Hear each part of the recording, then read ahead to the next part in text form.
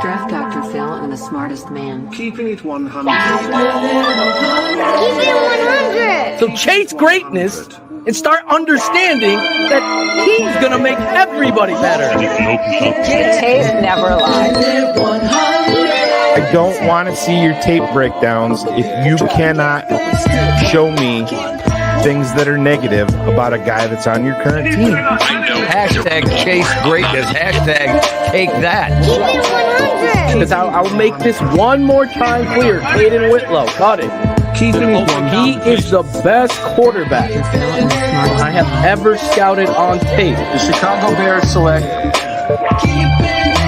Guess who's back? The two dudes that kept it real. Dynamic duo that you love, the smartest man at Dr. Phil. Breaking down the film, never a problem, kick it straight. Most shows focus on stats, we focus on the tape. We keep it in 100, never running east or west. We coming with that truth, cause that's what our fans expect. Cut off the fake and anchor, moving forward to be free. But don't you worry, Shane's got the dumbest tweets. It ain't no secret, Phil and Shane got some haters. But now they're mouthed up like the you and now and laters. Debaters, frauds get kicked like Coach Tabor. Cuts had to be made, we added a barber moderator. Up and down, boys got you double checking. Sad sack strolling like a fool drunk texting. Flexing on the truth cause you know they'll never change. Real, recognize real, that's what you get with Phil and Shane. Give me some fucking names. Wait, 2 fucking games? Fuck a play or a captain, all of the unfair. The tape never lies, the truth, you see. We laugh, we lie, so there's no babies like Maybelline. Straight to the truth with acumen and facts. We got a stat nerd, but he's not just giving nerd stats. Car crash,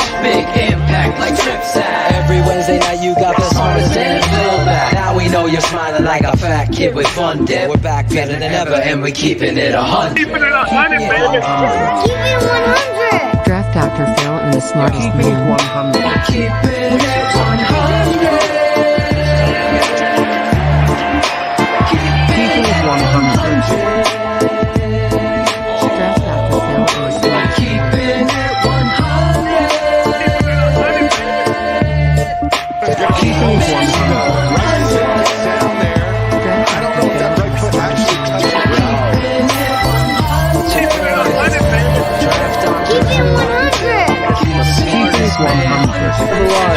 Yeah, exactly. Yo, what is good, TTNL family? It is Wednesday night. Y'all in the place to be. And Nicholas, pay up. We started on time. We want our fucking money. So put that $50 in the super chat. What? I hate Shane. Anyway, I'm excited because I will be live at the game this week when we face the Washington Commanders. Maron. So I know the guys got so much to get into to get you prepared for the upcoming game. Without further ado, let me just bring in the guy that you really came to see, Mr. Shane, smartest man Marsaw. Hi. Hey, it's me, Cherie. I'm back. Welcome back. We can hear your voice. Yeah, not as many audio problems. I don't have them. Different mic. Just haven't conquered the perfect setup yet. So we'll get there. We'll get there. So what's the good word there, lady? Oh, you know, we got a game coming up that I'm excited for. So Yeah, you get to sleep in a little bit, right? definitely was happy when that news broke. Yes, Carrie, I was excited when that news broke. No early tailgating for me. So who are you going with? Is your mom flying with you? Or going to the game with you, Cherie? My mom is in Chicago. No, she's not flying here to come. So are you going to the game solo? No, I'm not going to the game solo. I am going with the Commanders fan. So there's that. Does he have a name? Or her, whoever it is? I was gonna say, you just off the bat made the assumption that it's a dude. Yes, he. Is Is he a good cook? I love all. He actually is. Way better than me. Does he like to eat every Wednesday night around 10 p.m.? 10. He's still at work right now. So. We got a bigger strip. He's on his way. No, he's not. I got it up. Oh, you wait till you see Ivan roll into the stadium, see who he's got with him. Oh gosh. Surprise, surprise. Oh no. Should we right. tell it? Should we That's tell her, right. Ivan? I'm bringing Angelo with me. I'm joking. That's not Angelo. It's not Angelo. It's not Angelo. I was gonna completely. That meant that any attempts at contacting me on Sunday, I would have completely ignored. I'm like, Angelo, there's Shereen right there. That's her. So, Oh man, that'd be awesome. me and Carrie Franklin will be out there. We will be definitely trying to hook up with Shereel. I'm not trying to. We will be hooking up with Sheree. There he is. Oh no, that's not Carrie. Sorry. Both of them, huh? Yep. Carrie and Ivan will be hooking up with me. That's what's gonna happen. Nice. Oh yeah. Guess I'll fly in. We'll make it a trio. It's just so slick and skinny in a hole. Yeah. Yep. That's the way it goes, Cherie.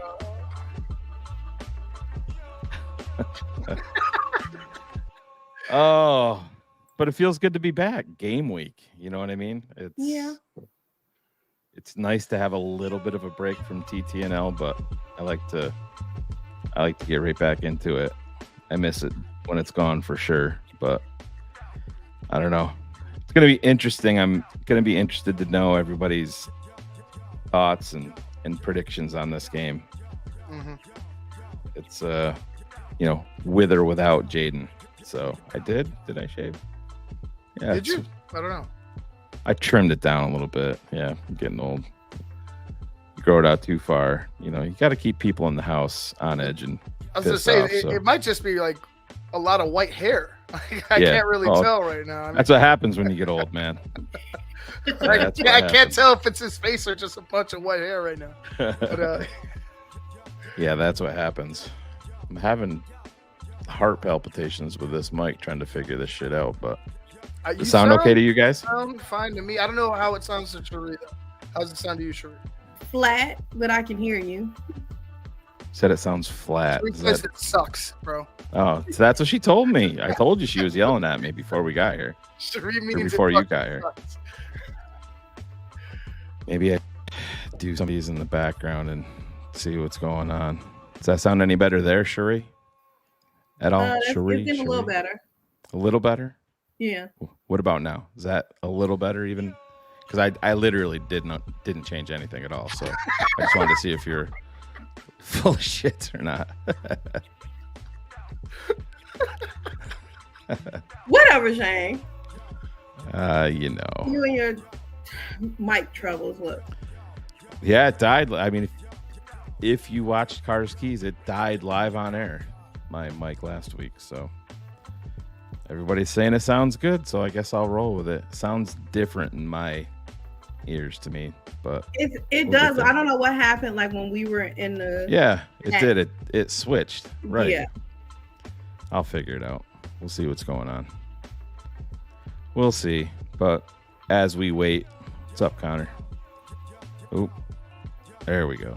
What's up, Connor?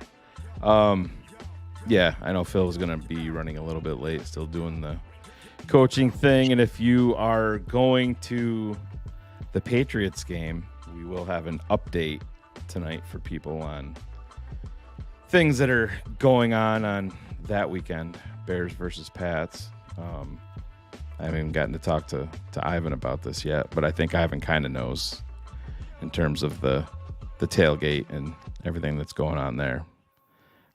But we'll. Oh gosh, early morning. Damn it. Yep, we will be sharing it. Yeah, it might be very, very early for me, according to my setup. It might be a 4:30 or 5 a.m.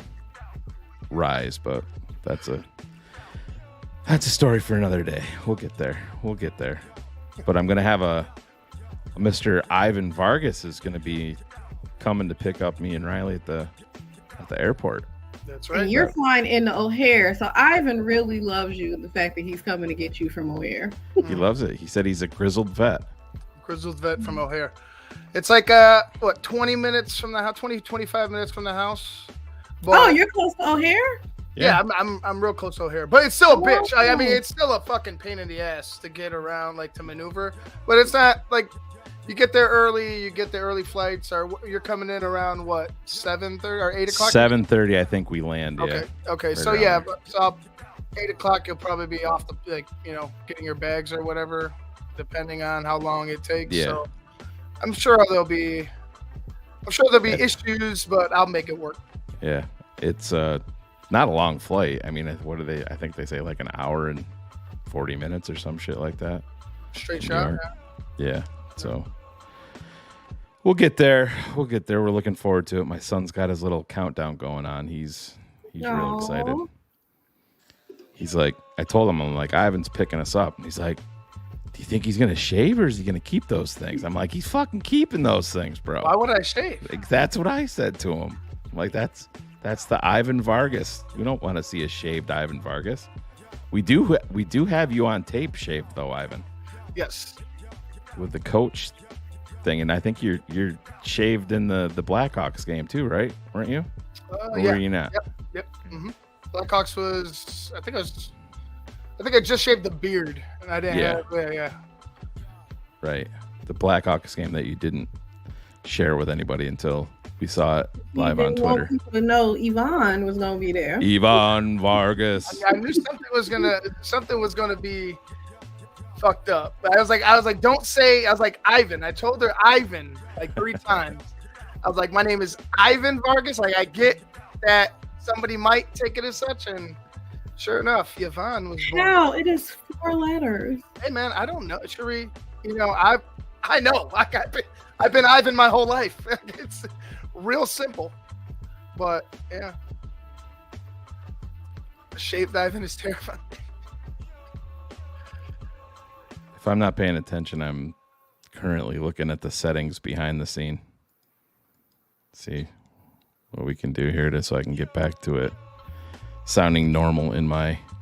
I think, did that just change for you guys right there by any chance? Do I sound any different? No. Not at all. I mean, it's weird. Yeah, I don't. I was talking to Cherie pre-show and it sounded pristine on my end, and then it clicked. But I feel like he's messing with something that he don't remember what he touched. Well, you play with it too much, it spits back at you.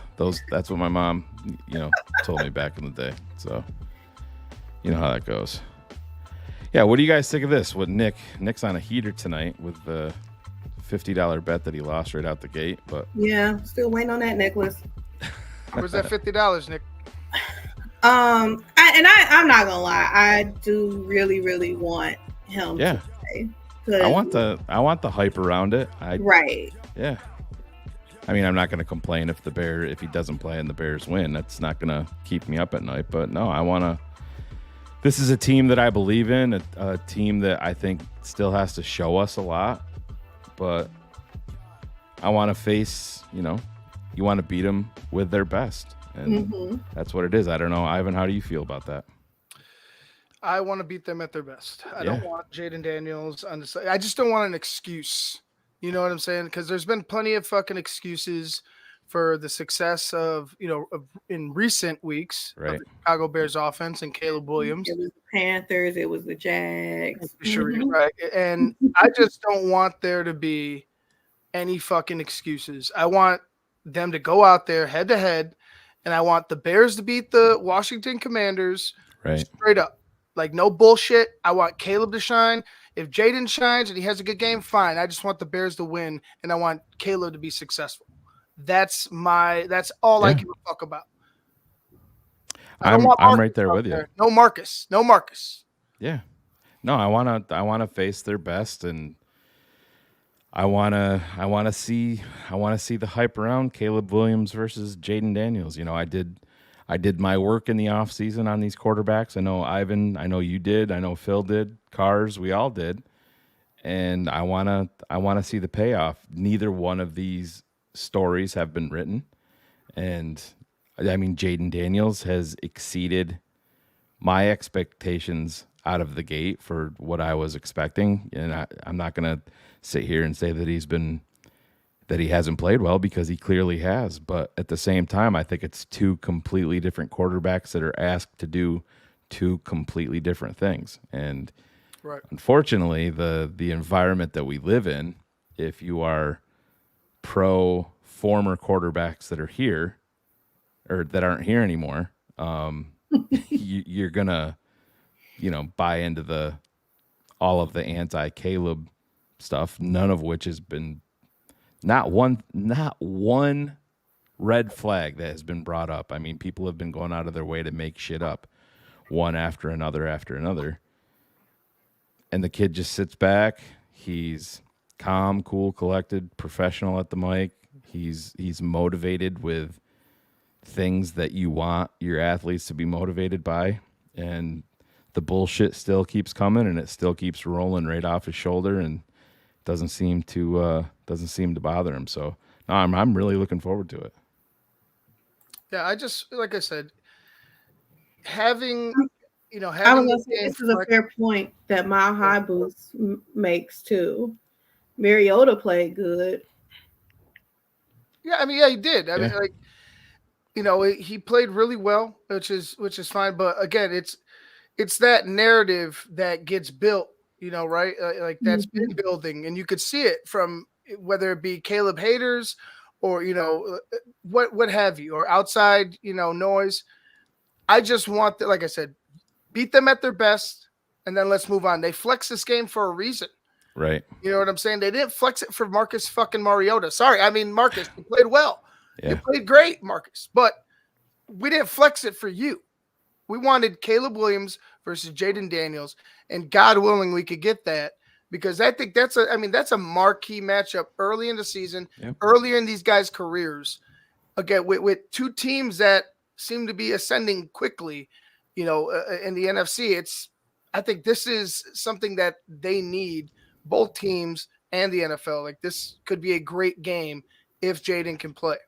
Yeah, man, it's one of those things. It's in any sport, and I mean it's true in the NFL, it's true in the NBA. When you have true in Major League Baseball, I know Ivan's not a fan of the Dodgers or the Yankees, but it's a prime time matchup. Yeah. It's you can't tell me that it's not good for baseball to see the Dodgers versus the Yankees and Shohei versus Judge. that whatever his name is. I don't even know if he knows how to play, but no, I'm kidding. I'm just trying to get bullets fired up.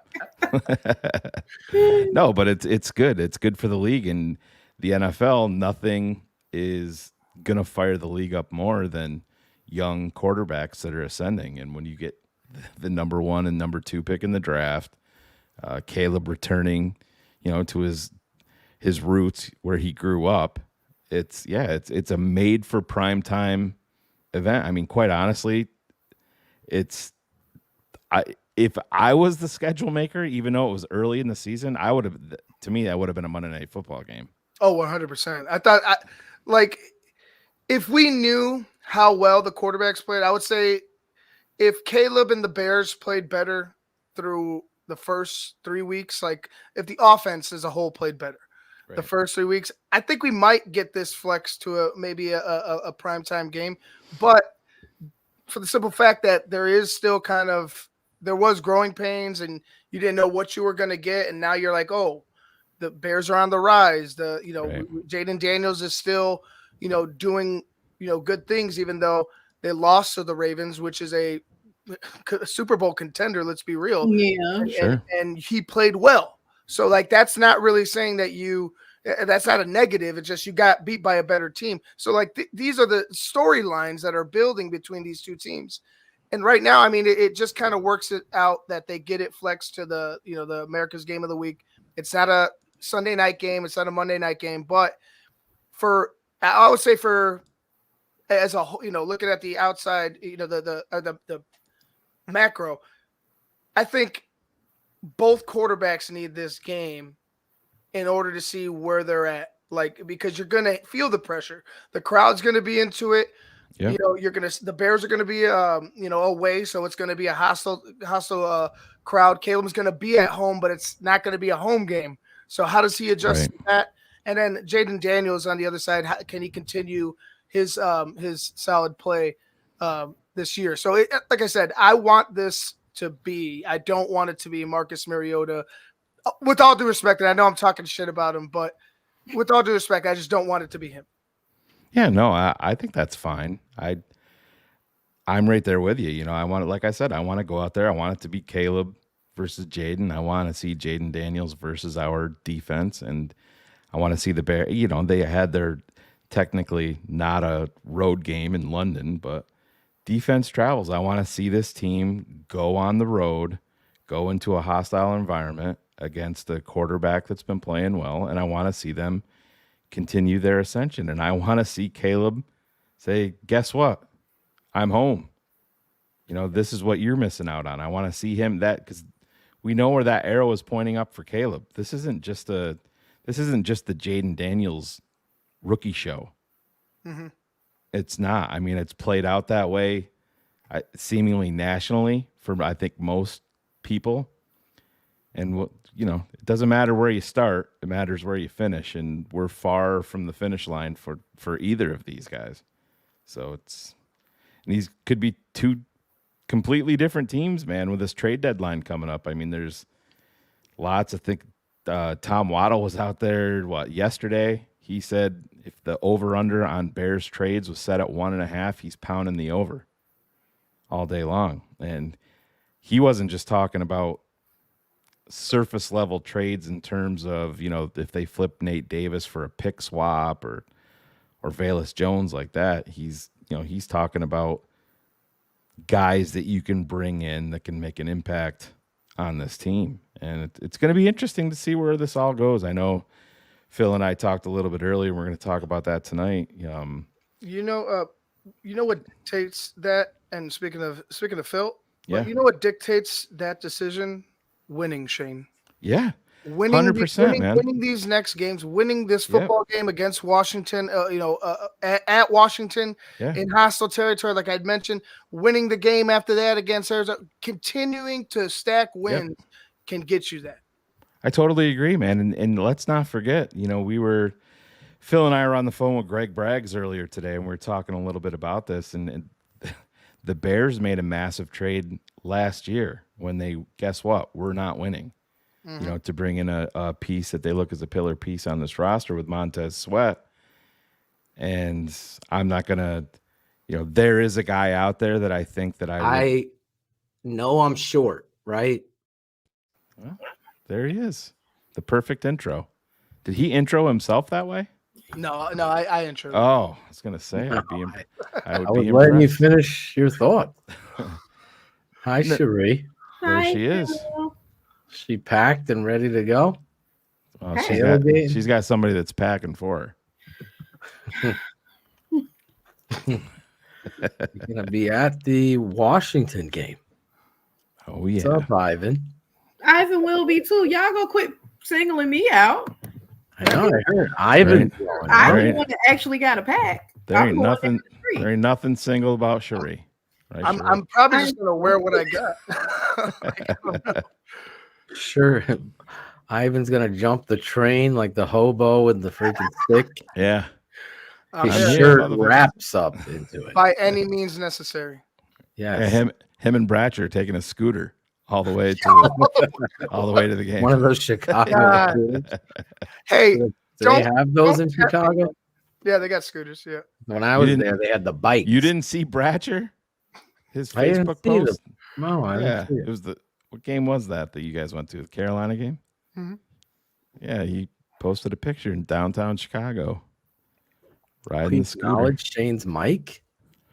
Yeah, well, Cherie doesn't like it, but Cherie thinks it sucks. Yeah, she does. She doesn't like the quality. What does Ron G think? He's the audio snob. He is. Well, it was good. I think it's better now than it was, Cherie. It's not as flat, right? Is it better now? Because I did honestly make a switch with the. I know. So you fucking with her again? No, I'm not. I'm trying to listen as he talks. I asked her before. She's like, "Oh yeah, that's more flat." And I said, "Well, I literally touched nothing." So. Shane is a jerk, but you know. Either way, it's better than last week. I'll work out the kinks. You can hear yourself this time. Finally. Yeah, I mean, who doesn't want to hear a back in the day we never silky voice like this? Yeah. We couldn't even see ourselves. Couldn't see ourselves. Yeah. I would be willing to. Jeez. He never could see himself No. Oh, because God. he still doesn't go on video. No. I'm willing to admit I have a face for radio. Dan McMahon. Uncle Bullets. What up? What up? He says. Jose Torres. Scottish Bear. Jose Cotto. Frank Hacks. Got to get him back on the show. Yes. Hello. Can't be. What is she? Peruvian, Jose? Can't be saying that shit.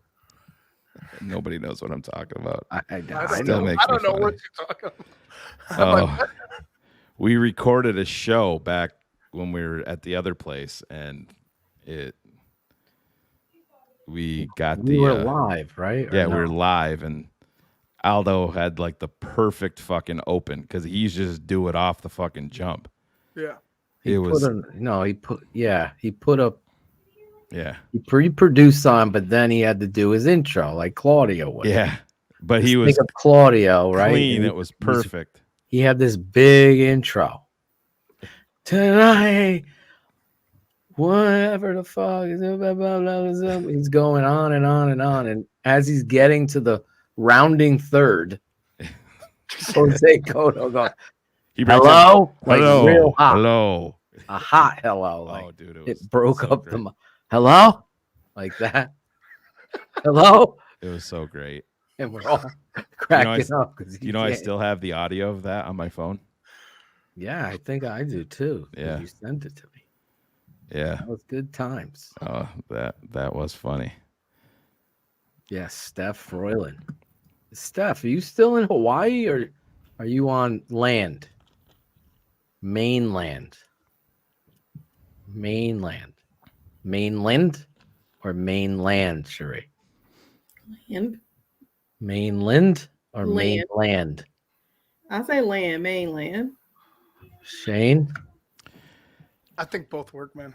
Yeah, I mean, if I it's was an accent, it goes. People get snobbish. Someone say Mainland, like Scotland. what would you say, Phil? Mainland or mainland? I say mainland. Yeah, I got corrected. It's mainland. yeah. I go, no, it's not. It's mainland. Who did Phil talk to today? By the way, Christopher Gregory Jackal. Braggs. Oh, Chris Jackal. Yeah. Yeah. I thought you were talking about Braggs. No, he doesn't count. I'm not smart. You ain't lying. Did you send him a link?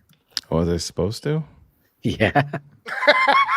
Sheree's dinner's not ready yet, so she can leave. You have to wait for Cherie's I'm dinner. about to go pick up my food shortly.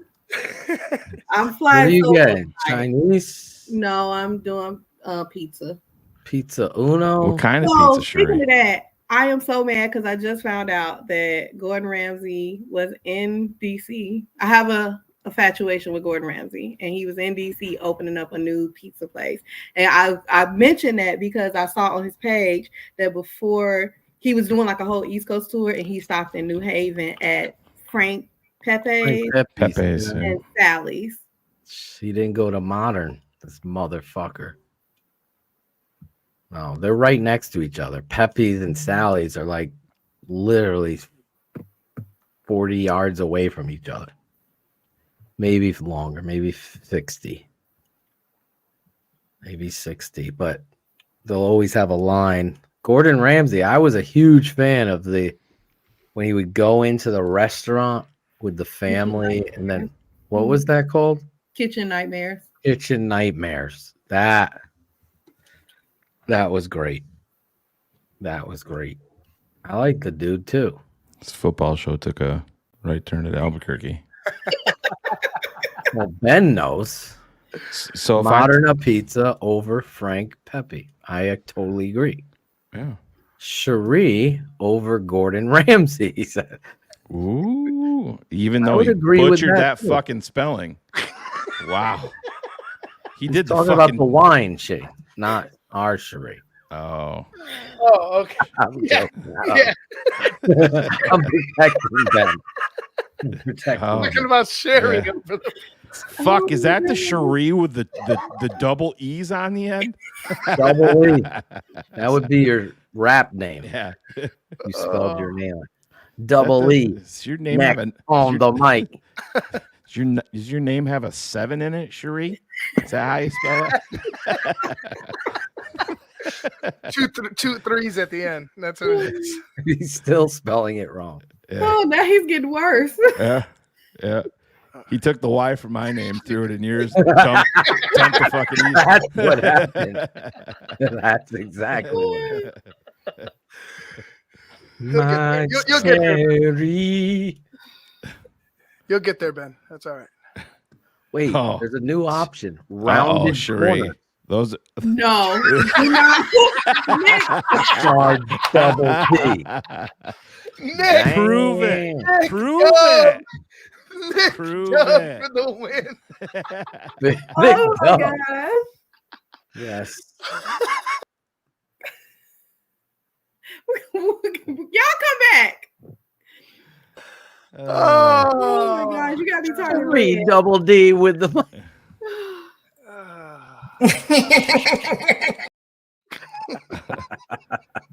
oh man. I know, it's not even 10 With the o'clock mic yet. in my hand. I know. That's what the man. bye week does to you. I The tell bye ya. week, guys. It's the bye. Dubai. R.I.P. Mark from Dubai. Do you have the game on in the background, Ivan Vargas? I did not purchase the. Angela. Yes. I wish I had Angela up here, but Oh, no, that's right. I You're think local, the- so you're fucked, right? Yeah. Is that like a baseball thing you're talking? 'Cause Yeah. there's no football, right? No, basketball started tonight. Wow, yeah. 'cause Oh, basketball is opening night. Yeah. boy. The fucking But World the Series doesn't start till Chicago- Friday. It's the- crazy. The new Chicago network, CHSN, which is fucking confusing people out here because CHGO obviously was there first, and now it just kind of sounds like Wait, it's It's taking the NBC Sports. there's no NBC Sports. They, Forget about, that's forget about nice. NBC Sports. This is a new network called Chicago. Is a Chicago Sports Network or some? Yeah, Chicago Sports Network. So they took- CHSN, right? Isn't that what it Right, is? right. So they CHSN? took Oh, abbreviation idea using 4 letters from Oh. CHGO, and now perfect night for Braggs. yeah, it's kind of confusing people. But other than that, like beyond that, I can't watch the fucking games because they don't have a deal with the cable networks. So I don't have bunny ears anywhere in this house because Bo stole him. yeah, Bo plays with the antennas. That's Yeah. what Bo do. Ivan's got Bo on the roof. Yeah, Go to the corner. duct tape him right there. Stay Yeah. here, kid. Just look. We Put a had the tab- put a foil. We had to tablet do, there, that's you're what good. we had to do back in the day. Yeah, we did. My Aluminum dad had the foil. old antenna on the roof. Yeah, you turn that big knob on your TV that was set on the top of the Oh, TV yeah. and go. Oh no, we didn't have that one. Yeah, we had That's one for of the them fuckers. hillbillies out in the woods. No, we had one of those, man, way on the back in the day. mountains. On the mountains. See Illini McG. Wow, that's pretty close. Yeah, CHSN. Yeah. yeah. That's We what should I'm put saying. CHTTNL. It's CHGT. Oh yeah. Well, Yeah. I have it on Ivan. So far, it's We not. had the click. Like you would go boom. They Yeah. popped when you Click, turn that channel. Click, Boom. click. Yeah, yeah. Sheree has no idea what we're talking about. That was that black and white. Over here Sheree on grew the up. east. She had like 3 Dreamhouse Barbie fucking dollhouses. Remember? I had And- one. You telling us about that? Barbie I thought you had said you had a like 3 dollhouse. of them. So I had the dream house, the folding fun house, and Barbie had a mobile home. Oh God. Oh, the Mike Hall edition. I got you. Yeah, she had a limo too. So with the pool in the back. So That was of Eminem's course. cousin, Barbie. Real quick with Anthony. What up, Anthony? He's spelling it wrong, bro. He's using the 4 letters. He's using the CHGO. 3. Yeah. CHRI. Yo. That's what we should use. Sherigio. Sherigio. If Cherie was Italian, that would be her name. I was talking- Sherigio. I was talking about trade targets before Phil came in, and like 45 people are like, Shane, who are you mentioning? Let's get back to that. Should I just do the breaking news drop and then end the fucking show right now, Drew? Is that what you want? Oh, look at there he is. Thank you, Oh, Nicholas. Well, Oh for being my honest, God. he said What? 50. What did he Thank do? you, You Nick. said 50. That's you're still off. I mean, it was the pennies. Whatever. What did he do? Nick was trying to He call bet? us out. He said that he just bet the chat $50 that we were going to Yeah. be 5 we were minutes going to be late. late. We're gonna what? Be We 5 will be minutes late. late. We started late Oh. last couple because, like last week, my mic was Okay. fucked up and shit like that. So Can we say this dude's name? Phil Splip. Phil Splip. Phil Splip. Yep. Think about a Brit saying Gallo Govna. Gallo Govna. Hello, governor. Hello? Hello? That can't Hello? be his actual name, right? Phil Splip. I think so, man. I think that's his name, man. What if that is? There's no Or way. Splip. No way.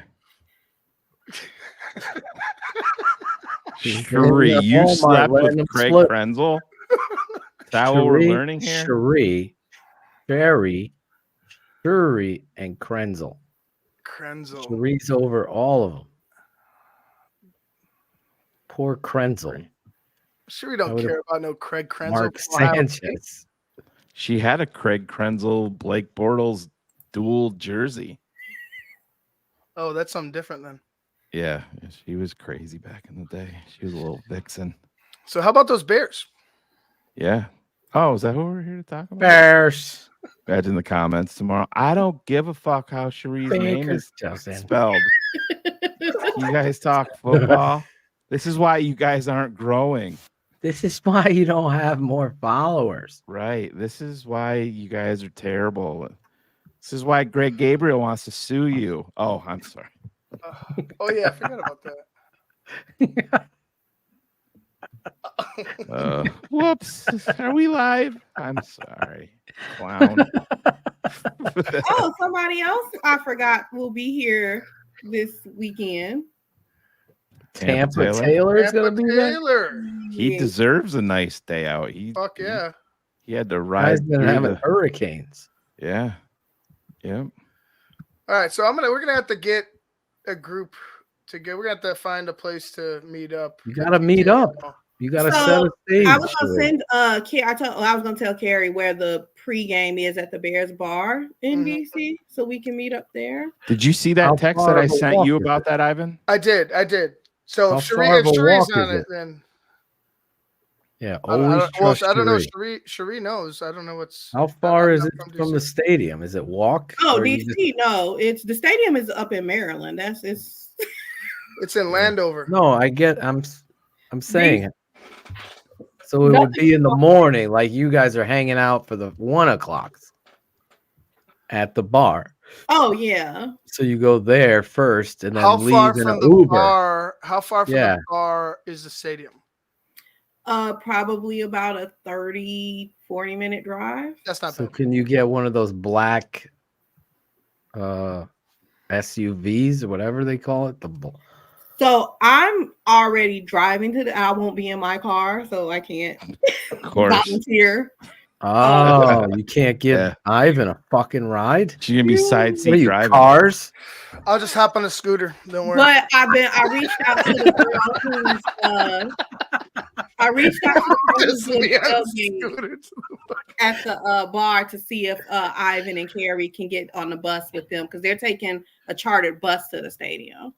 Damn, you got the Damn. bus with the bathroom in That's it, the bro. only way that Ivan travels, by the way. It is. Chartered That's bus. the So I'm only way. trying to work my magic and see if I can get you with Carrie on that bus, Ivan. See, How many other TTNL peeps? I did get some DMs of fans that are going to be at this game too. So you got to make a meetup. Yeah, well, that's what we were saying. Yeah, that's what That's we the want to plan. do. Got to do it. No, you know what? What's the You know name what of we this have to do? Bears bar? What's the name of it? It's Union Pub. It's right there by Union Station. Union Pub. Mm-hmm. Union Sounds fun. Pub. Hey Shane, I think we have to have a meetup. Yeah. I'm just saying. Tampa, Tampa Taylor. Cherie will be dancing. at the Cherie tailgate. will not ignore you. I promise Right. you that. Cherie will hold a dance session, Right. a teach for her Yep. technique for this dance. Should show everybody how to spell The her whole name. bear section should do the Cherie dance. Cherie's gonna have her eyes on Carrie at all times. No, it was Jim that got me caught. Oh, was it Jim? Oh, okay. Oh, So yeah. I've already been in contact with Carrie, and amongst others. Did we delete the Cherie dance from the? No, he's already showed it tonight. Have we Oh, deleted Started it? out with Looks it, like bro. a reunion. If you would have been on time for any of the shows in the past 6 months, you'd know that I start off every fucking. I want to say something before we get underway about. What do you want to say, Hoodie? What did you want to say? Where is Cherie dancing? Oh, Hi, there you go. Yes. I think it's right here. Cherie Cherie, what's wrong with your name? Is that how you really spell it on the screen there? I don't see the drop for her. Yeah, it's right. It's right here, bro.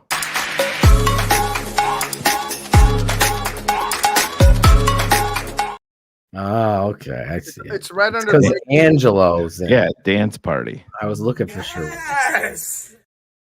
Dance party. It's nicknamed Dance Party that drop. All Behind right. the scenes. Should we give the people what they want? Should we talk about football? Let's talk some football. Chicago Bears. Well, so let me get back to what I was talking about. The trade deadline. There is one guy that I would go out of my way for. Yes. Real football talk. Cherie's gone. Where did she go?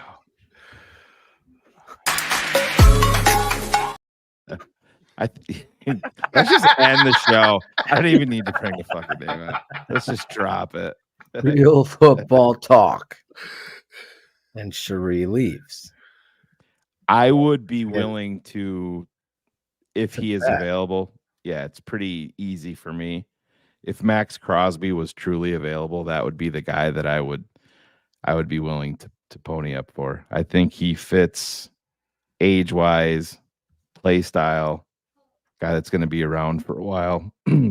that would be I don't think it makes sense for Vegas to trade him. I mean, he's young enough that you can, try to build with him. But that, I don't know if you guys feel the same way, or if there's a guy. I have a feeling I know where Phil's going to go on this. But if that was a guy that I would be making the phone call no matter what, just to see if he's available and if it's doable. Yeah, I'm down with that. I would put Garrett higher. I think he's just I got a elite level pass rusher dominator. I just don't know how that works. There's got to, unless there's something financially that I'm not seeing, because I mean it's a $55 million dead cap, and then they actually lose another $32 million in cap space. You got to look at the Deshaun Watson contract that they have. That's just a crippler. I mean, they guaranteed that whole fucking thing, and now he's popped his Achilles, and I'm sure there's some workaround that I'm not a part of that, I just don't have information wise. I mean, you see New Orleans is like a crazy amount over the cap for next year already, and they just extended Kamara. So, but Crosby, he would be the dude that I would be willing to. Didn't he just sign a deal, Crosby? Like last year? He's under contract for a couple of more years. Yep. So what's his deal? Was he killer to their cap or no? No, I mean they could move him if they wanted to. I mean, if we were just looking at the play, I think Myles Garrett is the better player. But Yep. I'm not like upset with Max Crosby, that kind of motor talent as well. He's a physical animal. It goes both those guys. I mean, you win.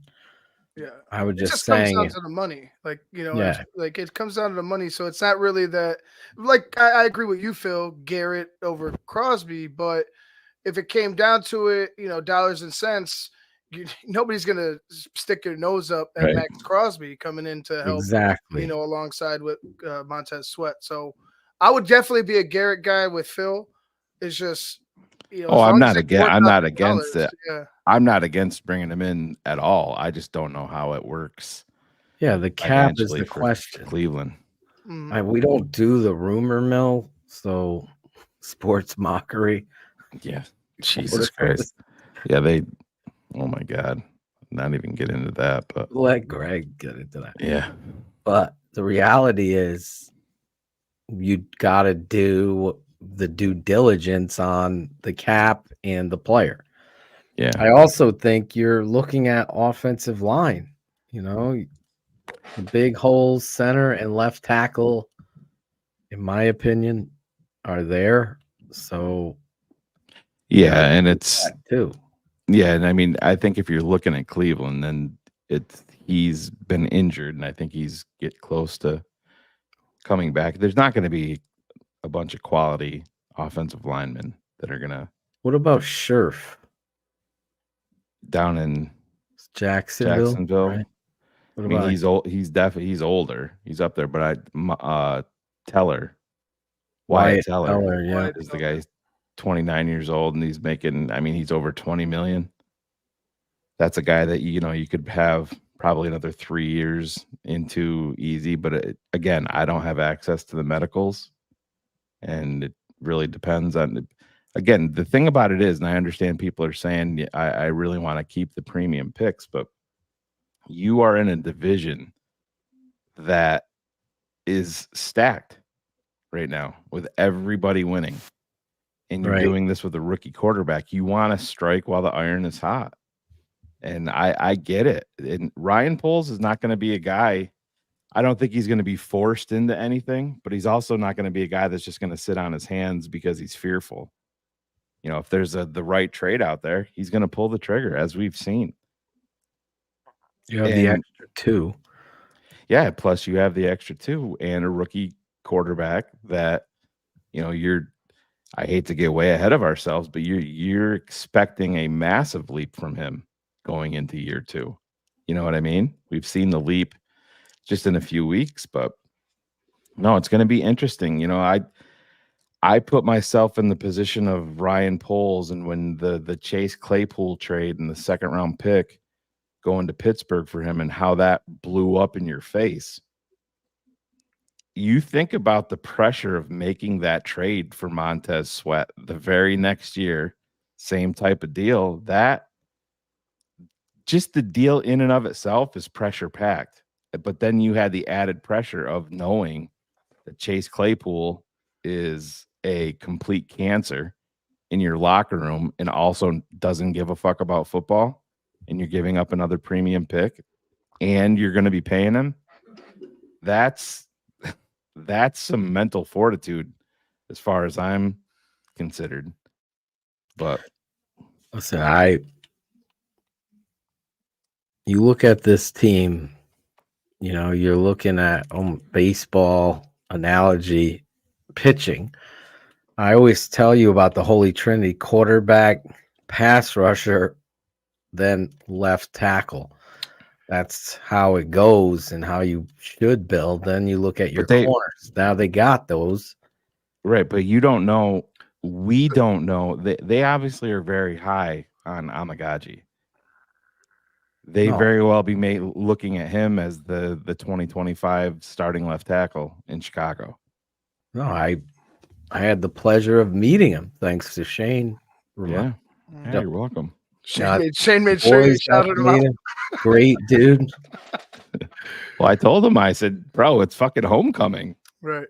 Bears are on bye week. He's got to be there. Southington Wolverines were in attendance. Yeah. It's a great game.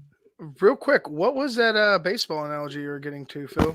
You know, Well, how you I gotta love have your baseball pictures. 'Cause analogies. I like what the Bears have at defensive end. I don't like Walker playing end.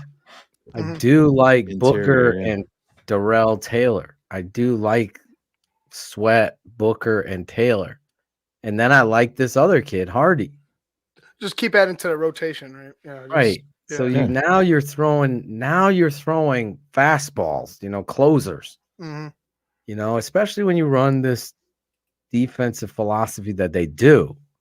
So it's like baseball. You got to have those pitchers to close out these games. And the Bears right now, Austin Booker is playing a lot better than people even realize for a rookie. He's creating pressures. I'm not a PFF guy, so I don't know theirs, but watching tape, he's doing it. He's got a counter move. He never stops his motor. Darrell Taylor, he does some really good things on tape. Now Montez Sweat as well hasn't gotten home enough. Yeah, but this is the thing that we need. Good things. This is the thing, and I'm looking in the chat, and I know you've kind of referred to it too. Is everybody say, "Oh, we need to trade for left"? What left tackle is on the fucking market? They don't exist. It's a massive question mark. And yeah, this is the hardest position to find is those tackles. I mean, the offensive line play around the league, is tough. It's terrible. Inept. And then there's just fuck, we need a left tackle, so just go get one from the left tackle tree. I mean, if it worked that way, it'd be awesome. But yeah, no, Bill, I understand we still need it, but that's Bill. That's why you build through the draft. Get it build right. Through the like Phil said, going after a left tackle. Like, why would they trade somebody who's protecting their quarterback to give him to your team to protect your quarterback if it's working out? Like, it just right. This isn't Madden. Right. Everyone knows where I am. I mean, I think we could fix it right under our nose. Right, but even that, Phil, it's fruitless with this regime. It's not fucking happening. They're not moving him. I know. To left tackle. They don't trust him. Quite honestly, I feel they're talking about giving him an extension. Well, that's what I was. Well, that's what Waddle said. That wasn't. Someone else told me this. Well, I think that they would be trying probably to buy low, and it comes down to financial expectations for Tevin Jenkins. But I mean,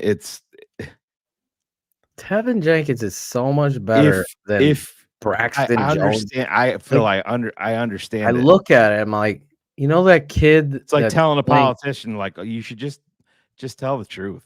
Yeah, exactly. That's what I feel like. It's like, I can't buy into it. Don't waste your breath, because we're obviously a show about tape and analysis. So I got to put it out there. But D. Levine, the point is, and this is, they've been with him. Tevin, and I can't say this enough, Tevin Jenkins, college coach, his last year at Oklahoma State, told him, "You are the most talented player on the roster if you took it serious and if you bought into it." He did the same thing in Chicago. He did it with Ryan Poles, or he did it with Ryan Pace initially, and he did it with Ryan Poles because Tevin Jenkins talked about having a maturity issue. Well, he had everything at his though. Yeah, but Phil, I don't have any faith. I think it goes back, and I know like sometimes you guys poo-poo it, but I've stood on my soapbox and I've been right about coaching. I'm not saying that you're wrong. I'm not saying that you're wrong. A good coach. I'm not saying that you're not wrong, Phil. It's just, if a great O-line coach was in there, they do this and say and fight to do it. But I'm just saying, at this point, it's fruitless to talk about, because this regime, if they had any confidence whatsoever in Tevin Jenkins being a left tackle, he'd simply be there. I don't get why it isn't. Or It he'd needs be to at be talked about. he would at least Like, be I at look right at the at right Eagles, tackle.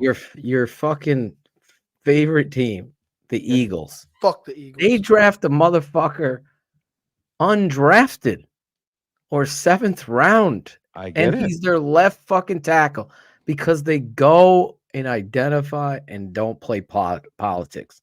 They play the best. Over here, if we were just to line the two of them up and say, all right, whoever's going to win is playing left tackle, 100 out of 100 times, Tevin Jenkins beats the living fuck out of Braxton Jones. Yet, what happens every Sunday with Braxton Jones? He gets fucking on skates and backed up into the fucking backfield. Now, you might be right. You might be right. Rob's right, too. I'll be 6 foot. But it could be Amagaji, and that's where he's going in the future. Who do you think that they have more faith in as being a potential offensive tackle on this team, this regime? Versus who? Oh, they have Braxton Tevin Jenkins or Karan Amagaji? Who do you think they believe in more at offensive tackle? Karan Amagaji. Me too.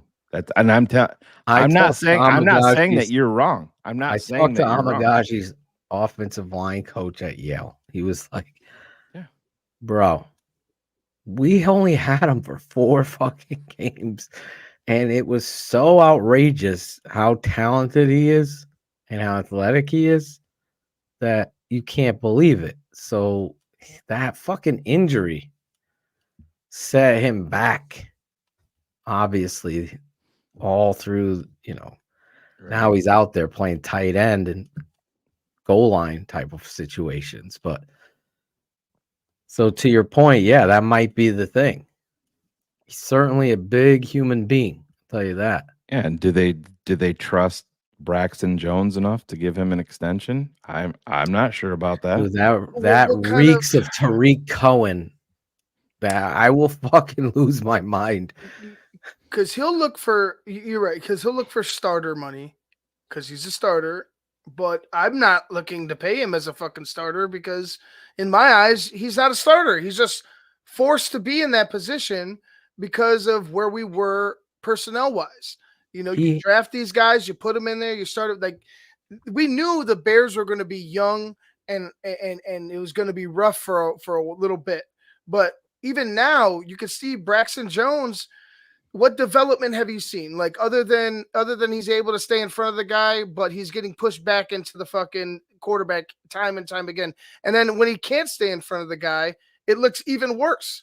So I can't trust him to withhold a power move. I can't trust him to be athletic enough to take a finesse move. I don't know. Braxton Jones to me is a swing tackle that can help you in a pinch, and that's who he is.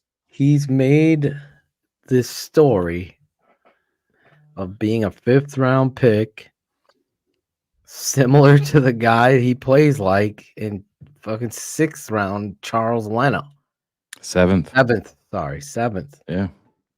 And the same soft stuff continues to happen. It's not like, okay, Phil, here and there it happens. Every fucking drive, there's a play where he can't, as D. Levine is saying, anchor and nobody. There's nobody on this panel that's saying that he can anchor.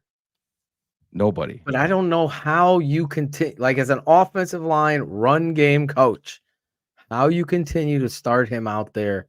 Well, that's all we got.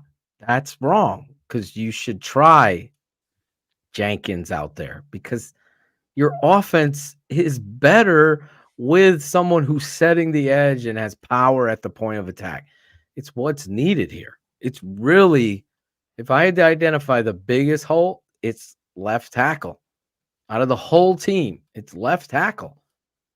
And center is like 1B, right? Or 1A, right behind it, because that's where when I'm watching tape, there's your biggest weakness. I'm not disagreeing with you at all. And the center busts his ass. He's no UK office. I'll tell you that. He's trying. You UK talking about Coleman? office You talking sucks. about Shelton? Sheldon Coleman. Yeah, he's played. Yes. Coleman Shelton. Yeah, he's played better. Yeah, Sheldon 100%. Coleman Sheldon. Yeah, He's playing. Listen. Where Mustafa kind of like musted shit up like the fucking river. This guy actually hustles, gets to the point. He just sometimes lacks power at the point of attack. I'm certain there's a better option at center. You know, Ryan Bates might come back but I'm telling you, Braxton's the biggest problem on the line.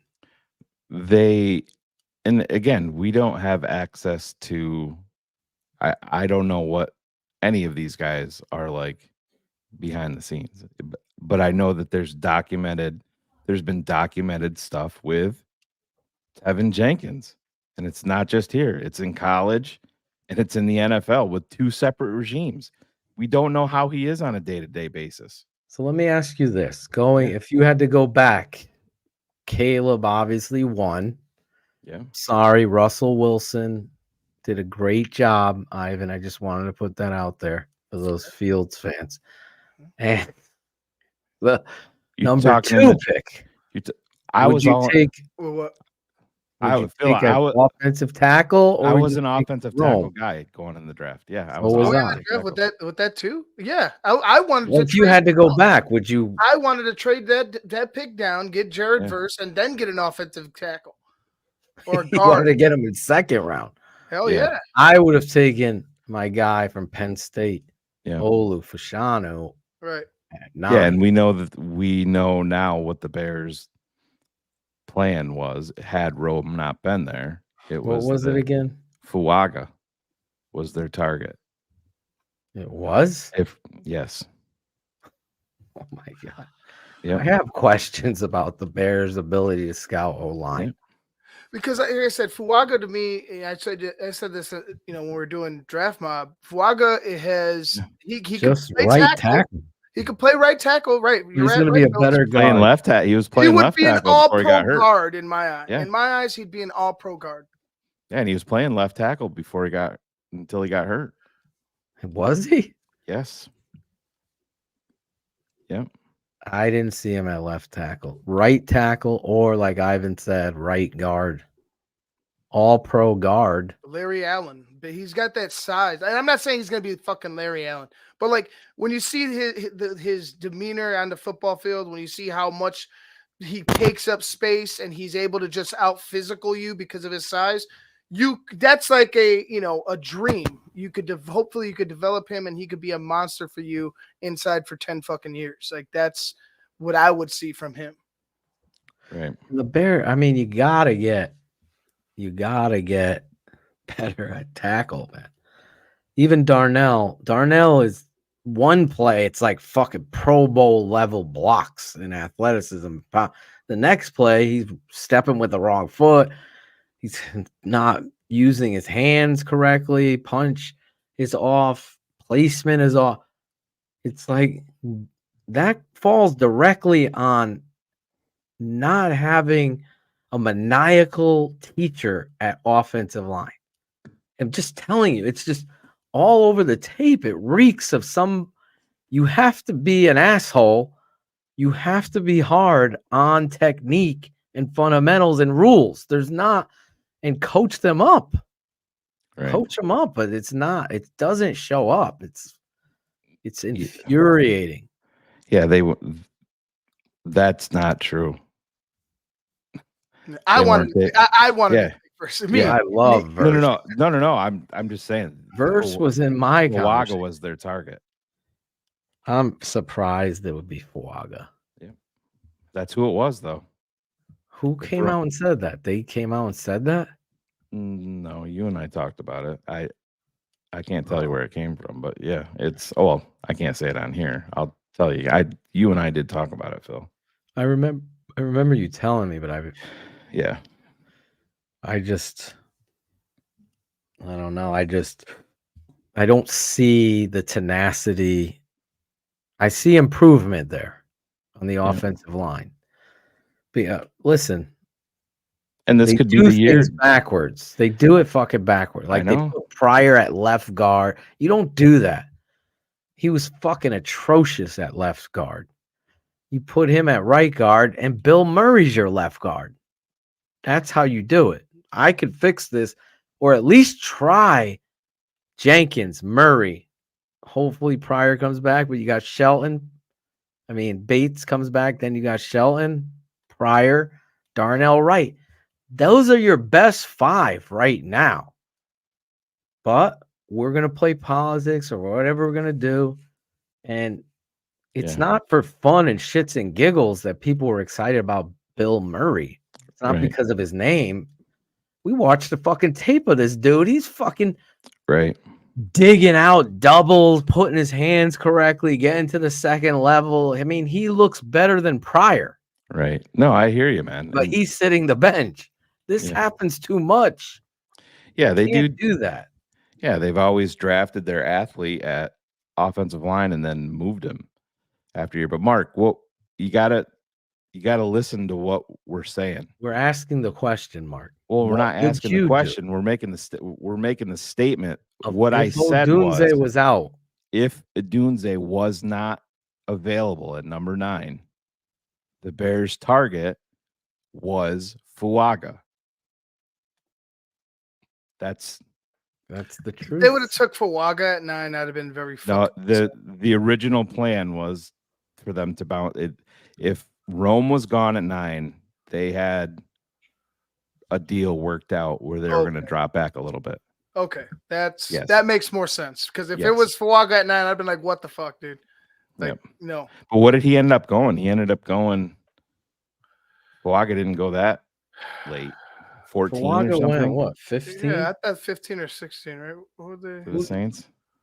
But but they moved him to left tackle. The Saints had like 14, I think. Yeah. Or 16. What? Fuck, let me look it up. I had the Washington kid over him. Didn't he end up getting hurt? No, he's with where's he? With the Steelers. Yeah, he's hurt. Right? Yeah. He's from Washington. Yeah, he's out for the year. Jeez. Yeah, they're at 14. Yeah, 14. Yep. Talise Fuaga. There he is. Scott. Scott's got it. Yep. Gianfrancesco. Is he Italian, Cherie? Yeah, but I agree. Our offensive line, they need more attitude. They need some fucking bullies up there. Yep. They don't have that. I think they need that on offense. Thank you. Fatanu. As a whole. Yeah. Oh, I agree. Caleb has the drop. Caleb has the fire.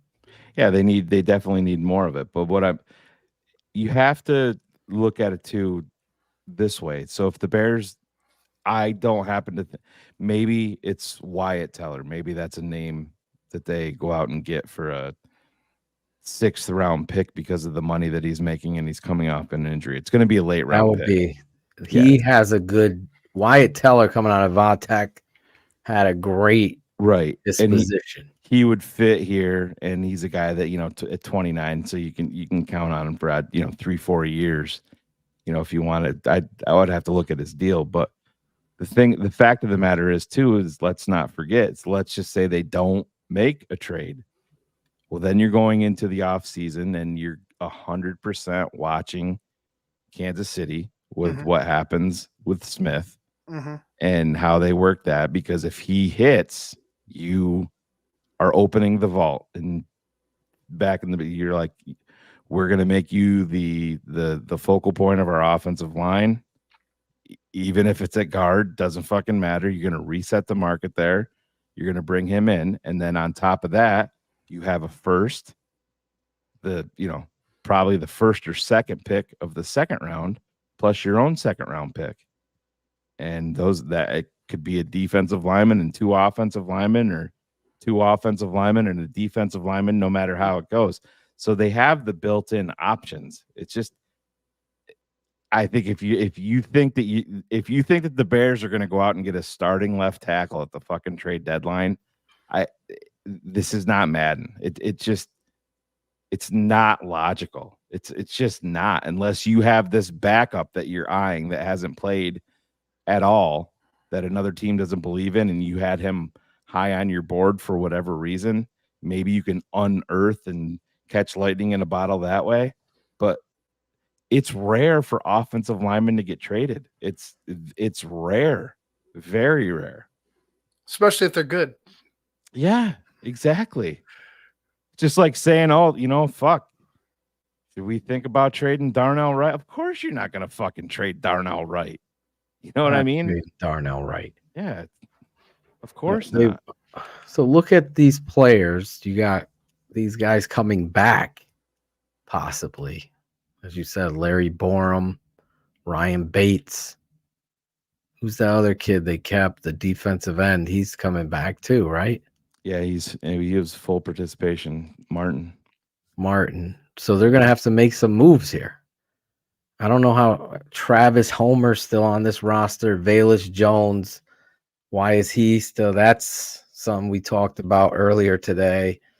It looks like egg on the face of the GM because he should have traded him when he had a market. Now he was looking for what? No less than a third. Right. But this is you couldn't get a fucking third donut. When I'm talking about the Bears making it, I'm not talking about Ryan Bates, guys. He's talking about a left tackle, Axeman. Yeah, it's starting left tackle. You can't trade for right now. It just, you know what we need? We need a left tackle. Go get one. Okay. It's going to come in the offseason, and it would come in the draft. They're going to have or to they believe in with these or players. they believe in Amagaji. I don't understand how Velus, Travis Homer, and Nate Davis are on the roster. I don't think you can keep them on the roster. But that's another. For every really great thing Ryan Poles has done, I'm shaking my head at the Velus.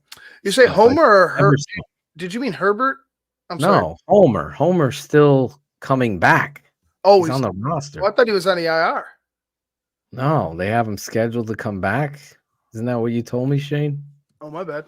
Homer, he's back. Blues talked about it today. And that is an embarrassment. Like, there's no value to him whatsoever. And I've seen this Herbert way over Homer.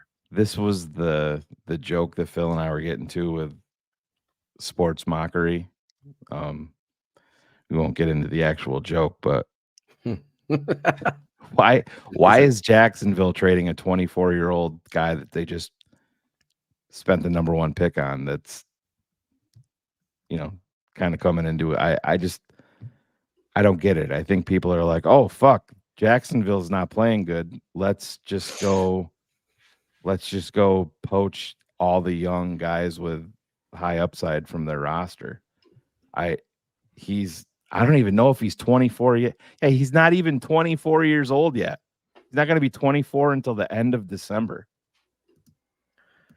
The fact that Matt Eberflus was excited about Homer coming back makes me hate Matt Eberflus more. Yeah, I just don't see it, guys. I'm sorry. I don't either. And you know my thoughts on it. And I mean, this was a dude that was getting legit snaps to start the year off.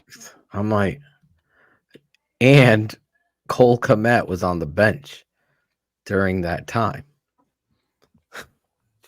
Roshan Johnson is 20 times the player Homer is. If they ever trot Homer on the field over Johnson or Swift, I don't see it at this point now.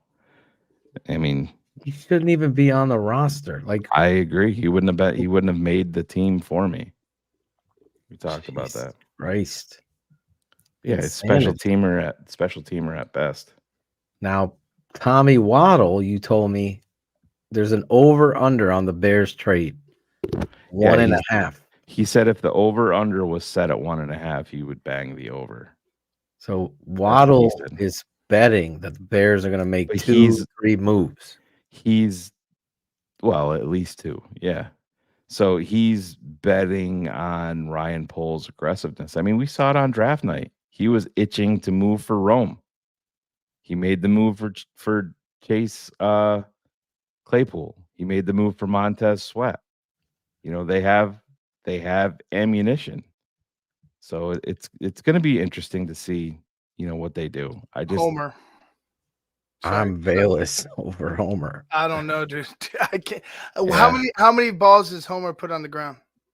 Yeah. A couple. He He has has put a couple. Yeah. I go. Remember not as many as last Bayless. year? Not as many He as had Bayless. 2 carries or 3 plays. He fumbled one of them. Remember? Yeah. I would keep Bayless because he has a hell of a lot more upside. If we had to choose between those two, Homer does. I see 0. The guy does. I don't see anything. I can find. We already have some good special teamers.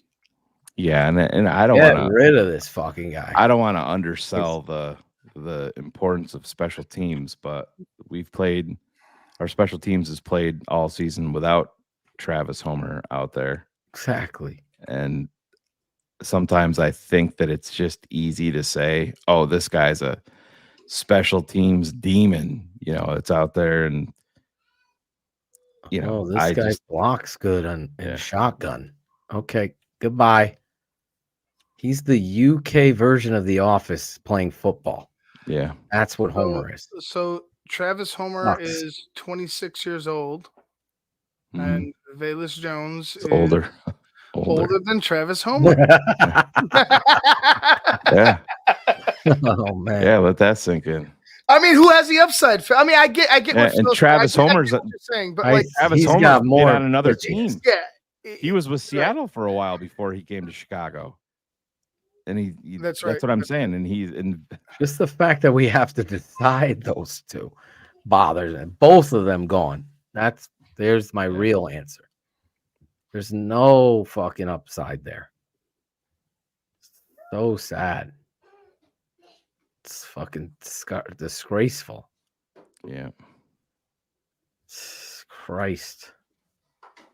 But yeah, I don't know, man. I don't want to spend more time on Travis Homer and Velus Jones and, you know, 2025 offensive line. Like I said, we're to 2024 offensive line coach. Oh no, I get it. I know what you're saying. I'm saying here we are. Yeah. We didn't. What was the answers they gave at line? They traded for Bates. Mm-hmm. They signed Shelton. Yeah. What else did they do? Curran. They drafted Karan Amagaji, and they drafted Darnell Wright. Darnell Wright was the year before. I'm talking this year coming in. Yeah. With Caleb. Bates traded. Yeah. Drafted Amagaji. Mm-hmm. Shelton. They signed. Yeah. Kid from the Seahawks. He's on the practice squad. Yeah. I mean, Bill Murray, was he Pryor? Was he a futures? Pryor was here last year on the practice squad. Or not Pryor. Pryor was here. Pryor was last year. Yeah, and so he was Bill Murray. So was Bill Murray. I think both of them were futures. Yeah. But anyways, we know how that goes. Oh my God, Greg, droning on and on. Shut the fuck up, dude. There he is. Look at him. Look, he's wearing a Bulls. Is your microphone about to shoot you right through your temple? I hope so. I wouldn't be that lucky. CSN and CHGO. They're CHSN. CHSN. That's yes. Right. Are they copying you, Greg? I don't think so. I think they're just trying to figure out how to get their television network on the air. But I have DirecTV. Everybody that shamed me, all you stream shamers out there, it's not so funny anymore because I held strong with DirecTV, and now I can watch the Bulls, the Blackhawks, and the Sox, and everything else. And you peasants have to go and illegally stream things like the kids are doing. Not me. Now I'm here in New York watching the Bulls game right now, legally. Exactly. What's the score, by the way? They're losing. I mean, Shocker. losing New by Orleans just they're losing by like improved. 12, losing by like 12 going into the fourth. So maybe I wish I didn't have access to this. Only the Bulls, baby. Greg Bragg, CHGO, on the show with us tonight. Jumping on. We talked to Greg earlier on the phone. We'll start there, did. Greg. You talked about leadership. Yeah, I thought he had some Chicago sports Bears. mockery breaking news on a No, potential trade. that's Mark Carmen's. That's Mark Carmen's territory, not mine. So, No. Greg, talk about. You said, what did Yeah. you say, Greg? Yeah, well, we were talking about. Well, it's just been a thought I've had since last week when I watched Cole Kmet run over the DB, the safety, whoever for the Jacksonville Jaguars in London. And I was sitting in the stands and I turned to Jenny and again, we all understand that Cole does work for CHGO Bears. So obviously there's a bias, implicit bias that's attached to this, but I do believe that Cole Kmet has kind of asserted himself as the leader of this team. I mean, he's already a captain, so I think the players recognize that. But if we were to rank them, like who is the top dog on this team, and Phil, this is something I know that you've always tried to key in on, like trying to find who's the identity of your locker room, who's the leader of your locker room. We all know that, you know, in the mid 2000s with Lovie Smith, that was Olin Kreutz, and to a man, every player that played with those teams will say that, you know, because he was. And this team, the last couple of years, has had trouble identifying who their real leader is. They have a lot of great players, and not all of them are very vocal. And so I just think Cole Kmet has kind of pushed himself to the top of that list. It's a short. To the top of your fucking class. That's right. And so to me, you know, there isn't many people that I think can qualify to the very top of this list. I think ultimately we all hope that Caleb Williams is the predominant leader of this team. As the quarterback in the franchise, you know, here for the next 10 years. But as of right now, to me, Cole Kmet leads by example with his play on the field. He leads by example off the field. He never misses a practice. He hasn't missed a game as a Chicago Bear. He doesn't drop a pass. He doesn't, you know, ever slip up. He steps up to the podium and answers the call, you know, to represent this team, whether it's good or bad the last 4 years. And he's just always been there. So to me, Cole Kmet, TJ Edwards, few other guys up there, but I got Cole as the top dog on this team right now. I mean, Nick thinks Sweat wasn't even voted as a captain amongst his peers on the team. All right. I think Greg's correct. I think Greg's 100% correct with Cole being a leader. I mean, I would want there to be multiple guys, but as of right now, where you seeing Cole out there speaking to the press, you know, he's kind of being like the face of the Bears. He's kind of everywhere right now. Now we want Caleb to be that, like Greg was talking about, but I agree. I think he's doing a great job being a leader of the Chicago Bears right now. Well, you look at it, I mean, he's a holdover who's been through Nagy, now Eberflus, and obviously previous GM drafted him, and Ryan Pace.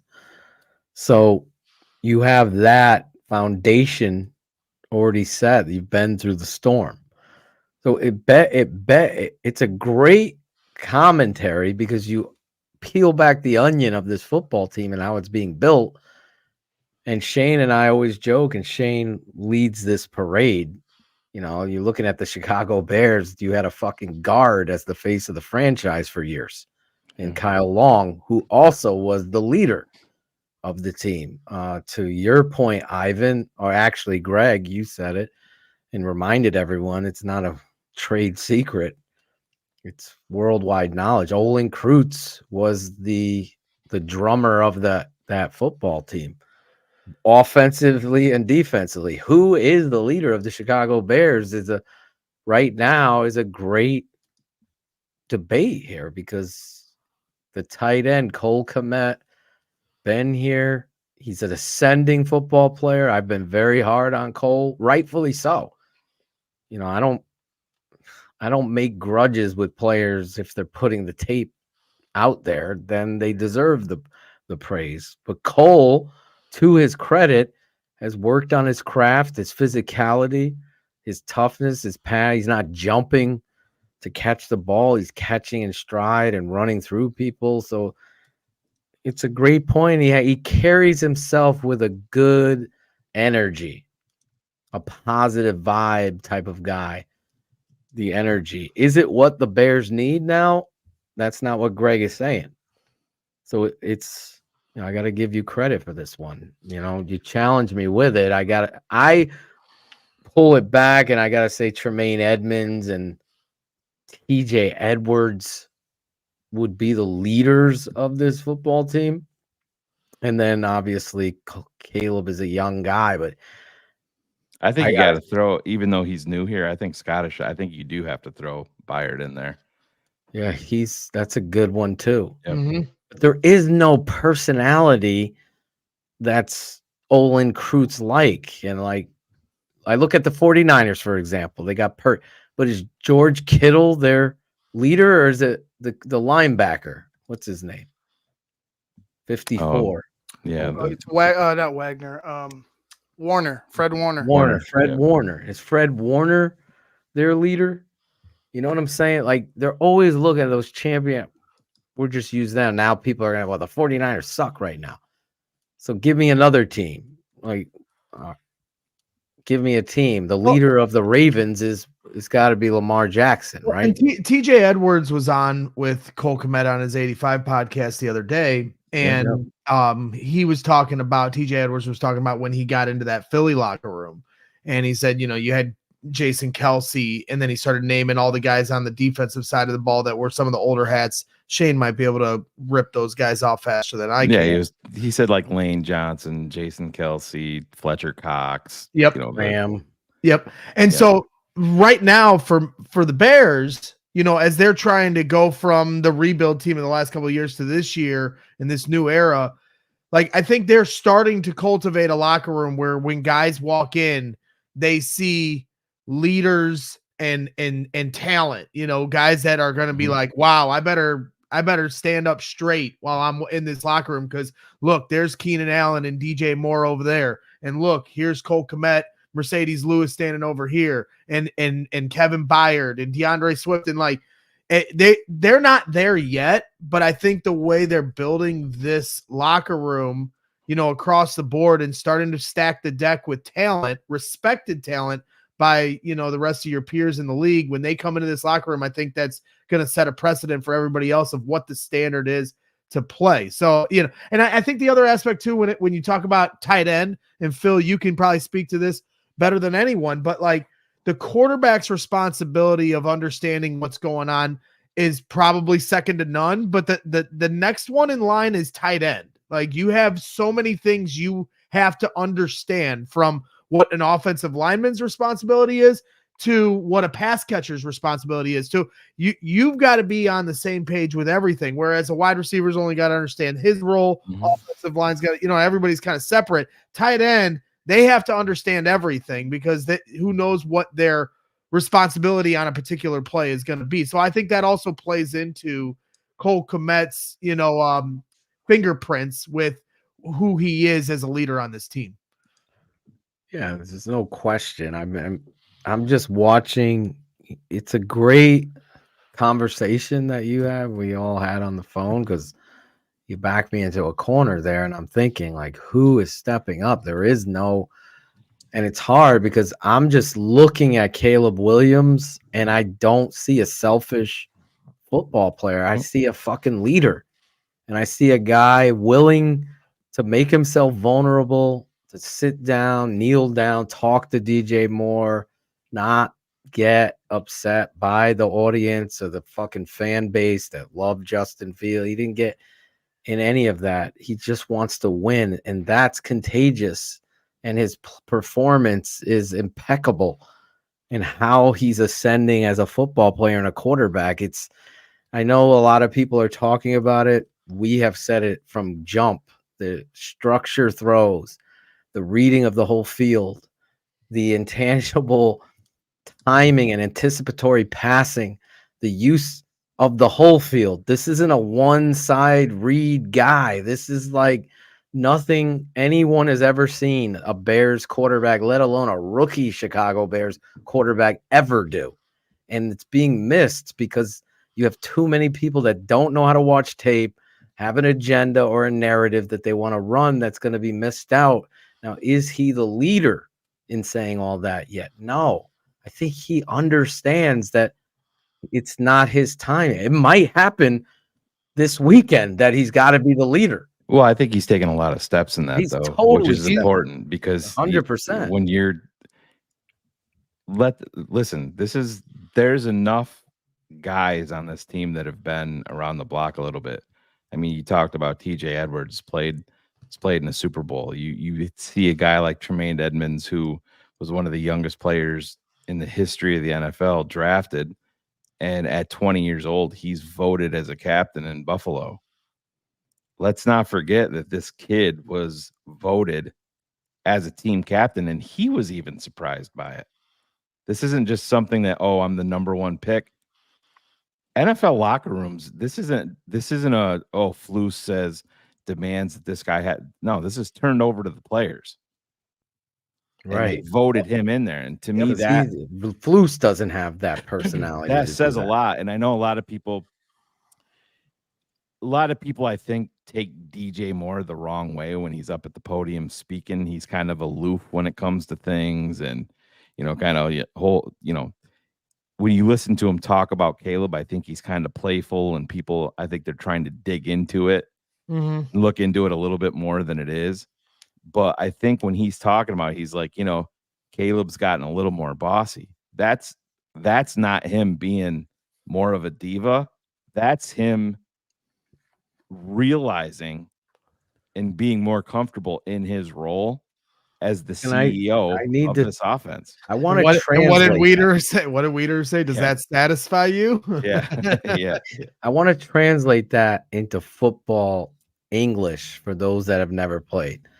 And I want you to remember, or close your eyes if you have to, Logan, because I know you've been a lot of mushrooms.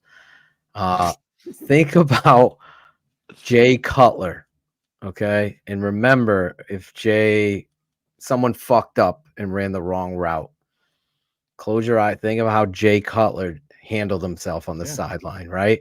Think about how these other quarterbacks have handled themselves. And then think about Caleb Williams. And you'll understand that there's a maniacal energy of the great ones like Dan Marino, John Elway. There's an expectation. You're the fucking person that's got to know all the protections, all the routes, all the coverages, and everything. You're the guy that's going to get all the blame, and you're the guy that's got to put it on the money. There is no other position in sports that is that difficult like it is at quarterback. So for you to go out of your way and demand greatness, you're helping the player that's good be great. You're helping yourself. You're helping the whole fucking football team. And that kind of energy is illuminating. Justin Fields didn't have it.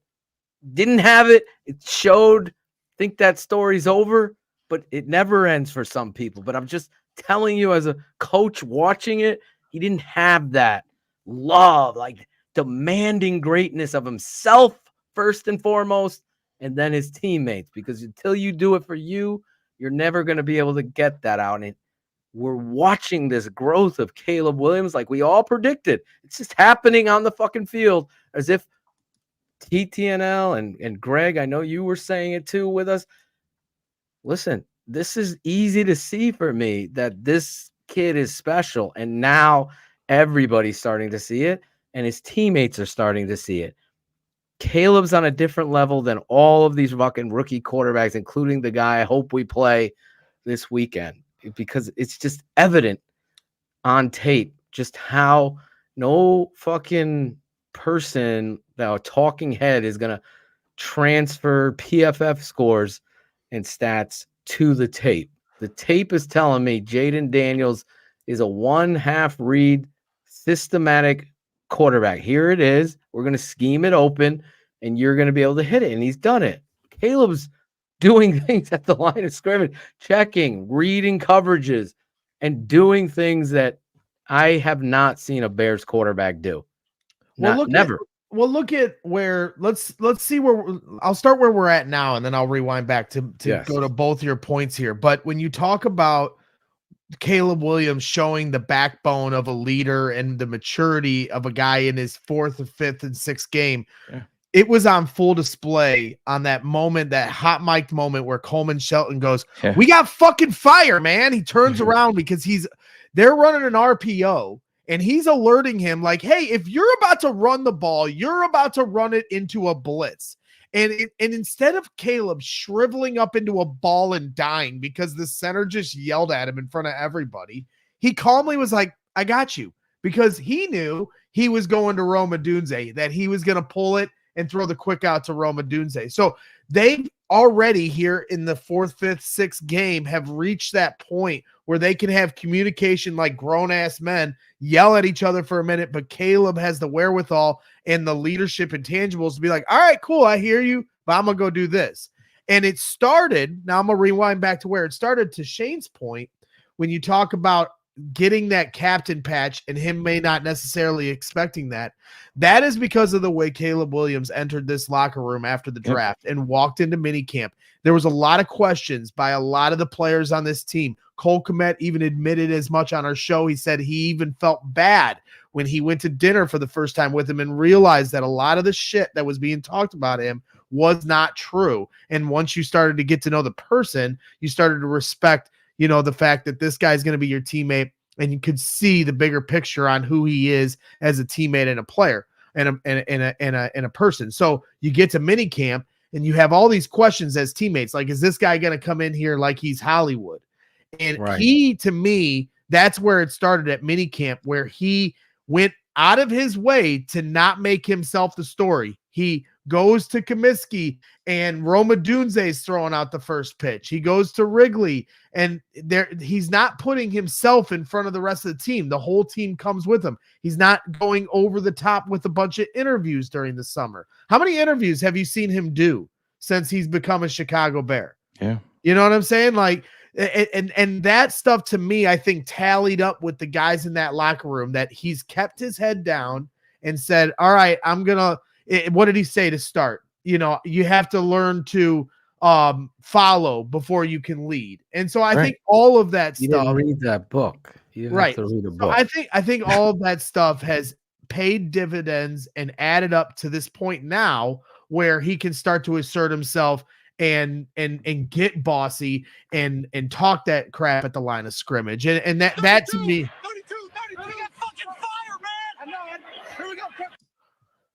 I know, I got it. Because he's going RPO to Rome, but Coleman doesn't see the full picture. He's just seeing. He's seeing what happens. Okay. If you got a front called and a play called, now he's communicating with the quarterback and his line. I got fire. That means we got to go solid. We got to block this front if we're running this play. And he's communicating it with everybody. So, but I think to Greg's point, I think if it was a Jay Cutler's gonna, or Mitch, they're gonna go super aggressive back at Shelton in that instance, and Caleb's just like, "Yeah, I got it." Right, he didn't question himself, and so a lot of the stuff at the beginning of the year, the thing that's so encouraging about that clip is, and we're seeing it. Like, you may not always hear it, but you see it with his mannerisms as he comes to the line of scrimmage. A lot of the stuff at the beginning of the season where they were having trouble running the ball, where they're having trouble protecting the quarterback, a lot of that falls on the quarterback himself to identify that stuff, and the quarterback center communication, which they've talked about here the last few weeks on how important that's been to the evolution of this offense making some progress. So that is where, when you talk about like what Jayden Daniels is doing in Washington, like Brian Baldinger had a great breakdown on his Baldy breakdown he put on Twitter about what Cliff Kingsbury's doing, where to start the game, he had 8 different runs with 8 different looks. And so they're getting extremely creative. Now, the bigger question is how much of that is where they're allowing Jayden Daniels to make checks on not just passes, but run plays at the line of scrimmage. Right. I can't say that with certainty. I'm telling you, none of it is because. But I am telling you for certain, because I know it for a fact, with Caleb, they are. Exactly. They are giving him full responsibility. That's what I of wanted not to just tell you. checks at the line of scrimmage with the pass plays, but the run plays as well, which is next level for a rookie quarterback that you typically don't see. Shane can tell you, I know he follows Philly hard. Jalen Hurts just started calling his own plays at the line of scrimmage. Yeah. He's in his 3rd or 4th year? They did do it last year on a third down and blew the fucking game that Sirianni fell on the sword for him. But yeah, no, I get it. But to your point, Greg, as a coach, I want to take this pressure off my young quarterback. We're going to design run plays. And what does a quarterback do on a run play? He hands the ball off. Unless we're running a designed QB power, maybe an action naked boot, whatever it is, handing it off. What Caleb is doing is unreal for an unbelievable amount of people that don't understand what happens pre-snap, or maybe they've seen, Tom Brady or Drew Brees talk about it maybe one time, or Boomer Esiason. But when you watch the game, and I know you were in London, and listen, a lot of Bears fans there, I'm sure, 90% Bear, whatever people were saying. But he's going to the line, he's checking the fucking front, and he's also calling a run or a pass based on what he was calling, and having that done all by a rookie it's otherworldly for Chicago Bears. It is, man. And I think a part of it too is the Bears, in non-Chicago Bears fashion, are looking into the future. And when I say the future, I'm not talking 2025 and 2026. They threw so much on his plate because when they went through this process in the offseason, they could see that he could digest it. And Greg, you were there. In the beginning, there was oh shit, we're not going to come out hitting on all cylinders. But then slowly it started to get better. The Bears see that too. The Bears are feeding him with a shovel because when they think it's going to pay off? At the end of this season, when the schedule turns to division games. And then that's when they want him to have that full appetite of getting fed by the shovel and ready to go. And they think it's going to pay off. And it might not for a guy like Jayden Daniels. And I'm not saying that he's not talented and all of that, but it is two completely different quarterbacks with what their responsibilities are. And that's not breaking news, and that's what we've been talking about. But it's wildly different with what they're asked to do. And in the Bears world, I honestly believe that that's what they're looking at. We're going to give him, we may have we may stumble out of the blocks, in terms of what our quarterback looks like, but we believe in this kid that he can digest it. When these division games come around, then we're hitting. Well, and it's not just belief in Caleb Williams and his ability, which he has it in droves, but it's also like what I said to start with. Caleb Williams walks into a locker room of veterans. He walks into a locker room with Keenan Allen, DJ Moore, Cole Kmet, Mercedes Lewis, DeAndre Swift. And, that also gives you the ability to, because if it was all rookies, if it was a bunch of young guys that don't know what they're doing, if Rome Odunze is your wide receiver 1, eventually him and Caleb will get it figured out in year 3, but because he's your wide receiver 3, you don't, the communication is easier. You saw that at the start of the year where Keenan Allen was out, but yet look at how he was coaching up, Caleb Williams on the sidelines in the Texans game, where everybody's got their eyes on DJ Moore. Well, look at Keenan Allen. So that part of it is also important too. And so then I just think it also took some recognition with Shane Waldron to start the year. Like, okay, we know he can get to this point, but how do we build up to it? Because I think they tried to go way too fast to start. And then obviously the whole 15 scripted plays not being there the first few games obviously was enough for the players to call a leadership meeting and we're like, timeout. Like, and did you hear DJ today talk about when they're having their walkthroughs, how it's even since they've had the meeting, even the walkthroughs are completely different. DJ, he didn't swear, but he essentially said, if we fuck up in walkthroughs, it gets brought back immediately and we're going That's over what it it and Well, should and, cleaning and all that up. Cole Yeah. and Cole said something to the same We've effect on always the complained 85, about where he said, Yeah.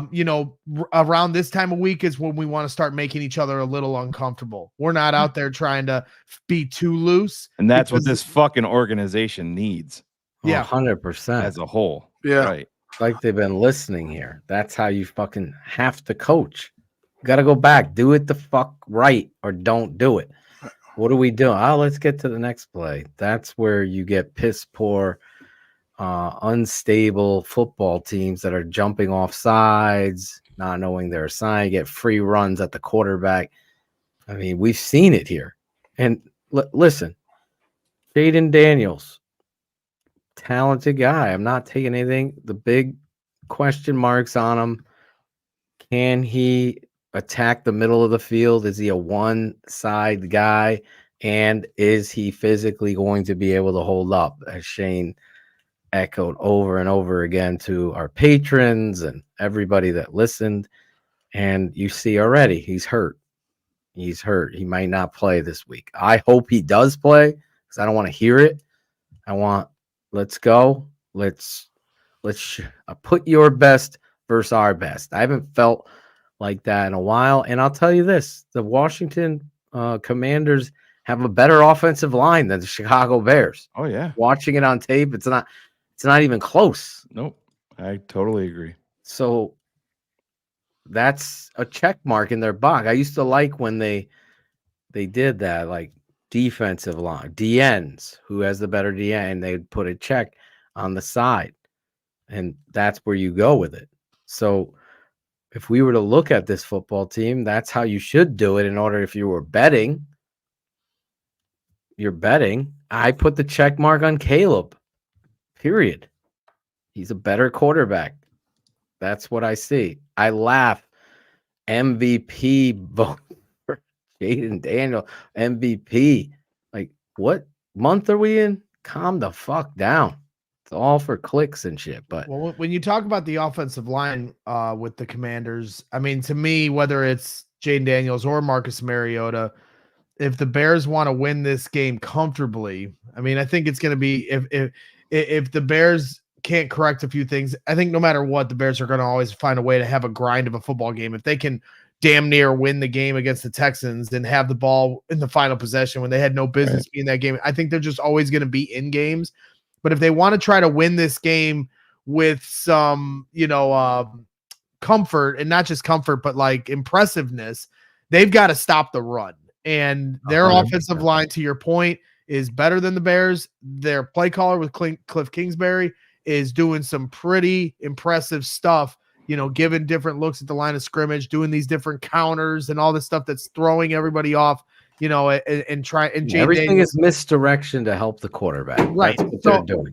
So it, and if you look at the Bears, short of the Jacksonville game, which, in London that got away from the Jags. So maybe they were, not able to run the ball with as much confidence because the score started to get away from them in the second half. But look at Kyron Williams, look at Chuba Hubbard, look at, you look at Jonathan Taylor, for the Colts. Yeah, I think even Joe Mixon had 30 carries, right, against the Bears. So teams have been running the ball pretty well, pretty effectively against Chicago.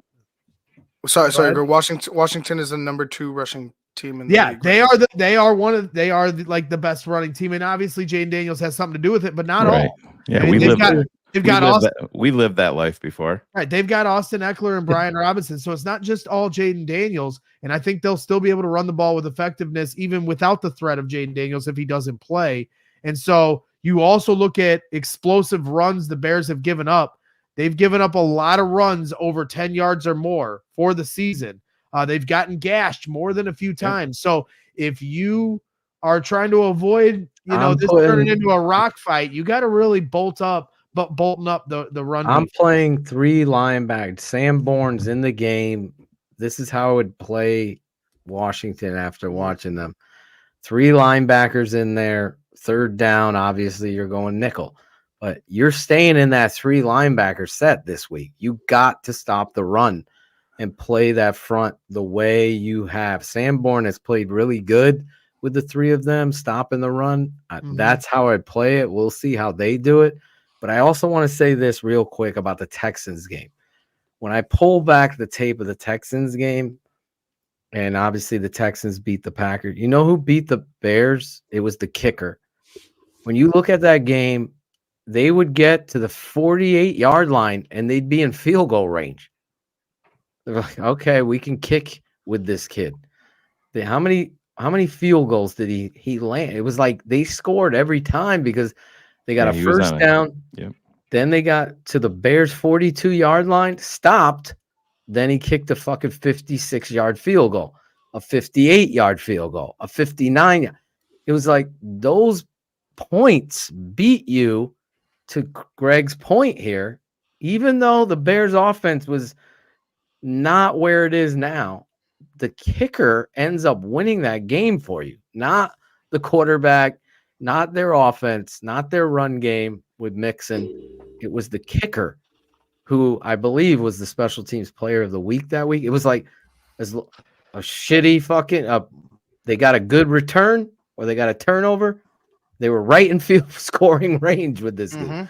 And I think Cairo missed a field goal in that game as well. He did. He did. His bullets was fucking ready to cut him. I know everybody in the league's making 56-yarders with their eyes closed. And oh my god, Cairo's a clutch kicker, so I'm not trying to, just the way the ease with the way teams are making these 50-yard field goals. Greg freezing? Yeah. Greg, you're chapping up right now on us. His internet service didn't come through customs yet. It ain't me. It ain't me. It ain't me. It ain't me. It ain't me. I'm not smart. It's not me. It's you guys. We all are seeing you frozen, bro. Yeah. We'll let the chat decide this. Is Greg freezing, chat? Mark Collins, former Giant safety, in the chat. Remember Mark Collins? Is Greg's freezing for anybody? And now he's back. Now he's back. Jenny just sent in the payment to their internet provider. I don't know what our speed is. Addie lost that tooth. Addie lost that tooth, so they couldn't pay their bills this past couple of weeks. $100 tooth. Now the Bulls just lost by 15, so that's wonderful. Yep. Hey, things that I'm not surprised about. Yeah. Oh boy. What's the Cubs score? Anyways. You know what? Go Yankees. I felt dirty saying it. I hear you. I hear you. Listen, I'm cheering for the Yankees as well, Ivan. Yeah. Go Yanks. Nobody wants to see Shane's happiness. That's fine. You didn't even So you shit in your hat and get the hell off the field. Coach Joe's watching it. He's oh my god. Every Yankee game watched. First baseball game Phil's watched this year. I haven't watched any yet. Exactly. Maybe I'll catch the World Series. I said. When did they play? Friday. Friday.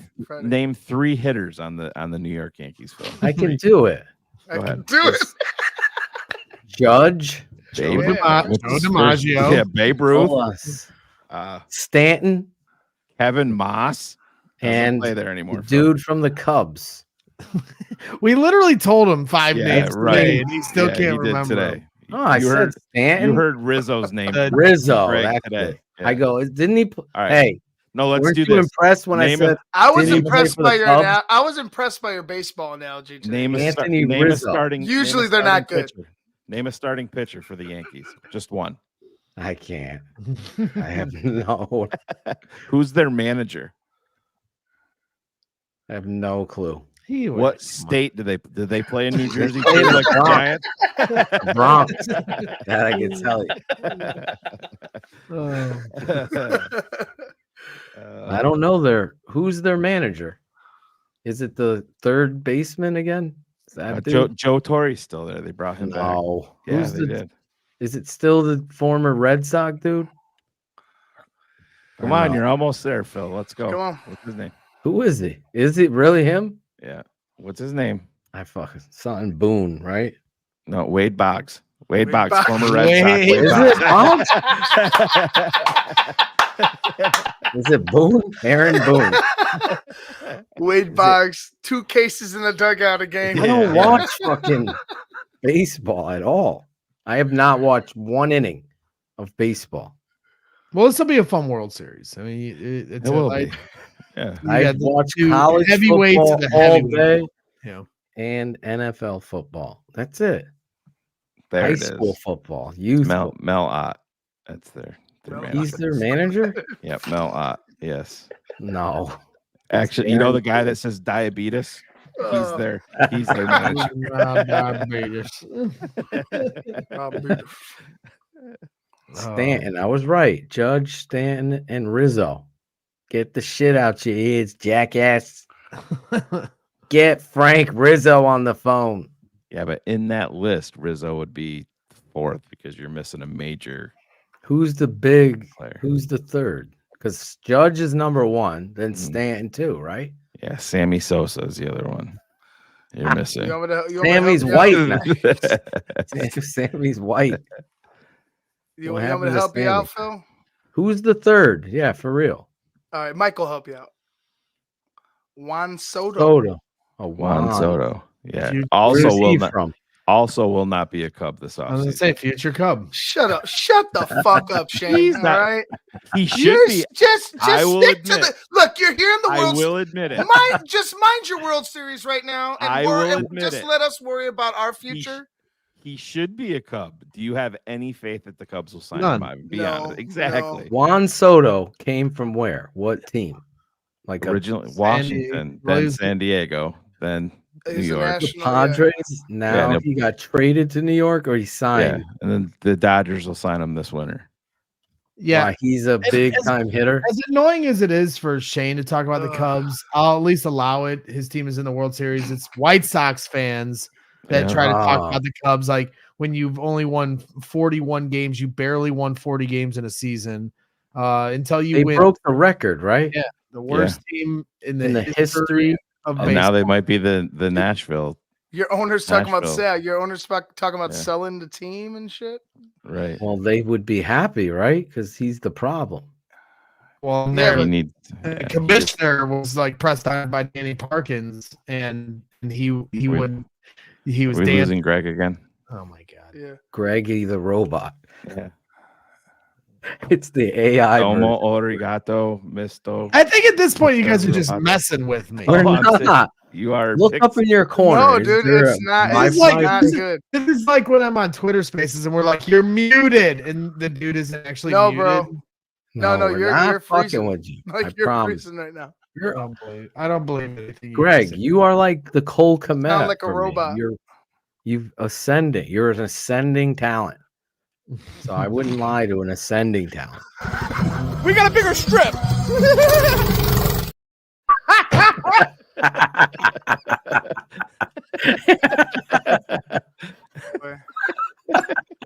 Greg's laughing at me. Oh, that was fucking great. I should play the extended version of that. God bless him. That is. We got a bigger strip. The fact that he's got the old German helmet with the glasses. What was that show back in the? He is the gift that keeps on giving. Oh, man. man. God bless him. Remember, we That is- called him and like, no, I can't come on tonight. Phil. Not tonight, Coach. I gotta get up. I gotta Gotta get up very early in the morning. Yeah. Look at this guy. Another surprise. This is the Black Angelo. Black Steve or Black Phil. It's Black Phil. Black Phil. Black Phil. Who is that down there? Is that Juan Castillo down there? Oh my God. There he is. There he is. Big Steve Edwards. Black Steve. Black shit. Phil. Black The Black Phil, Black Phil. Phil. Do you know about the Black Phil? Hi. I don't even think Phil probably doesn't even know about it. no He doesn't idea. even know. What No. is it? What was that? I kept calling Steve Phil one show. Oh. Yeah, I mean the resemblances.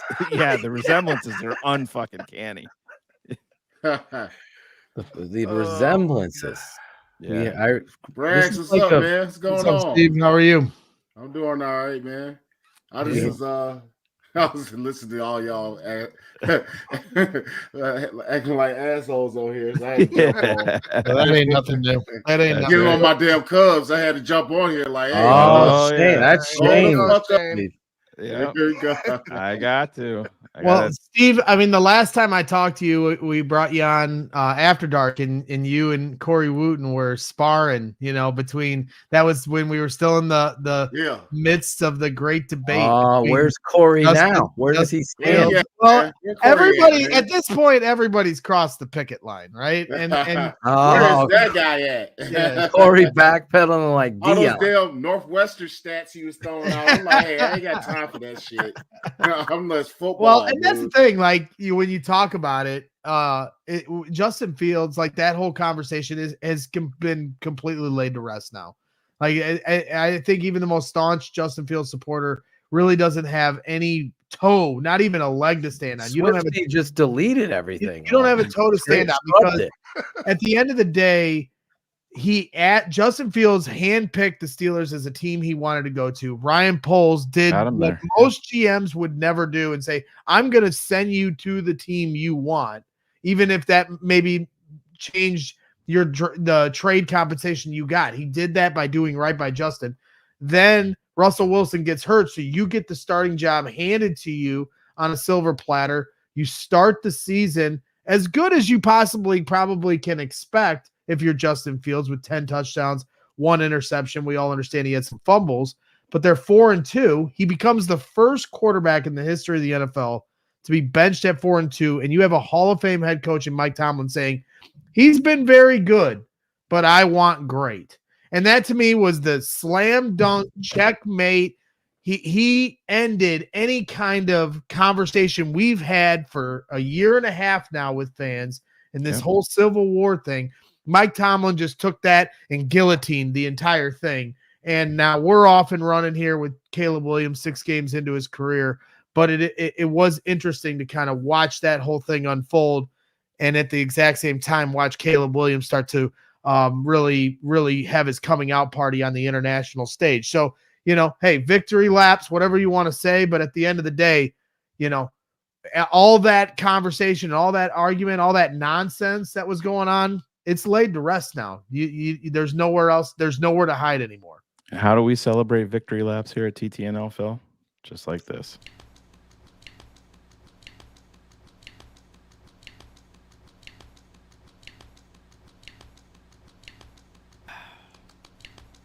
Oh, that is just.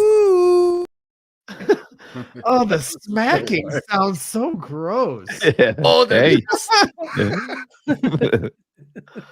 I like the Angelo video better. That's the victory lap. That video of you he puts it on just to bother me. Phil hates it. What are you doing in this video, bro? Well, that's what happens when you take that. I was taking a shot of Malort. That's what it does to your body when you take a shot of Malort. Because it's disgusting. Yeah. Well, I don't think it'll ever I won't ever let it go because Shane has all the receipts, but I have all the memories of these assholes attacking families, threatening, talking shit about TTNL, Big Steve.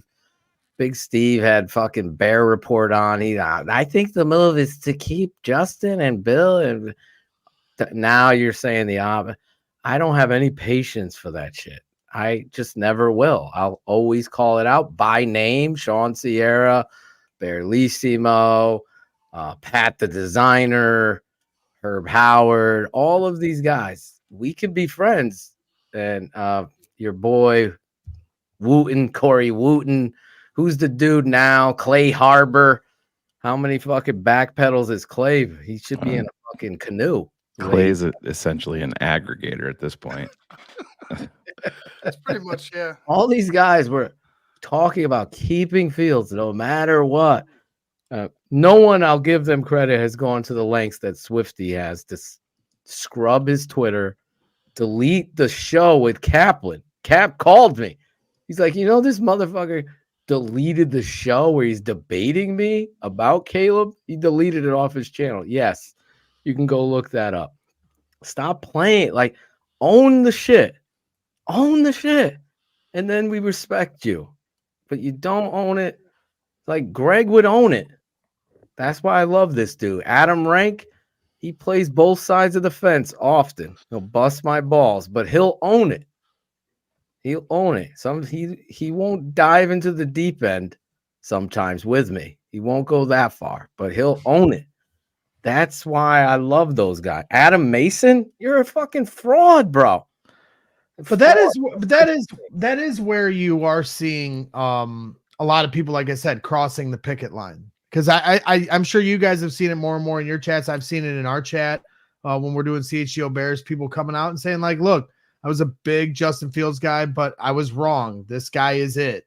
And that's great. Jared Terry did it. And some other dude in our chat. Not many of them do over here, Greg. We see these guys like they've gone into hiding. Or the great one is Shane when they go, all right, we get it. Quit talking about it. They obviously were the ones. And Steve, Phil, Ivan, Shane, especially on this network, had to continue to take this fucking shot. Like, you guys are haters. You're racist.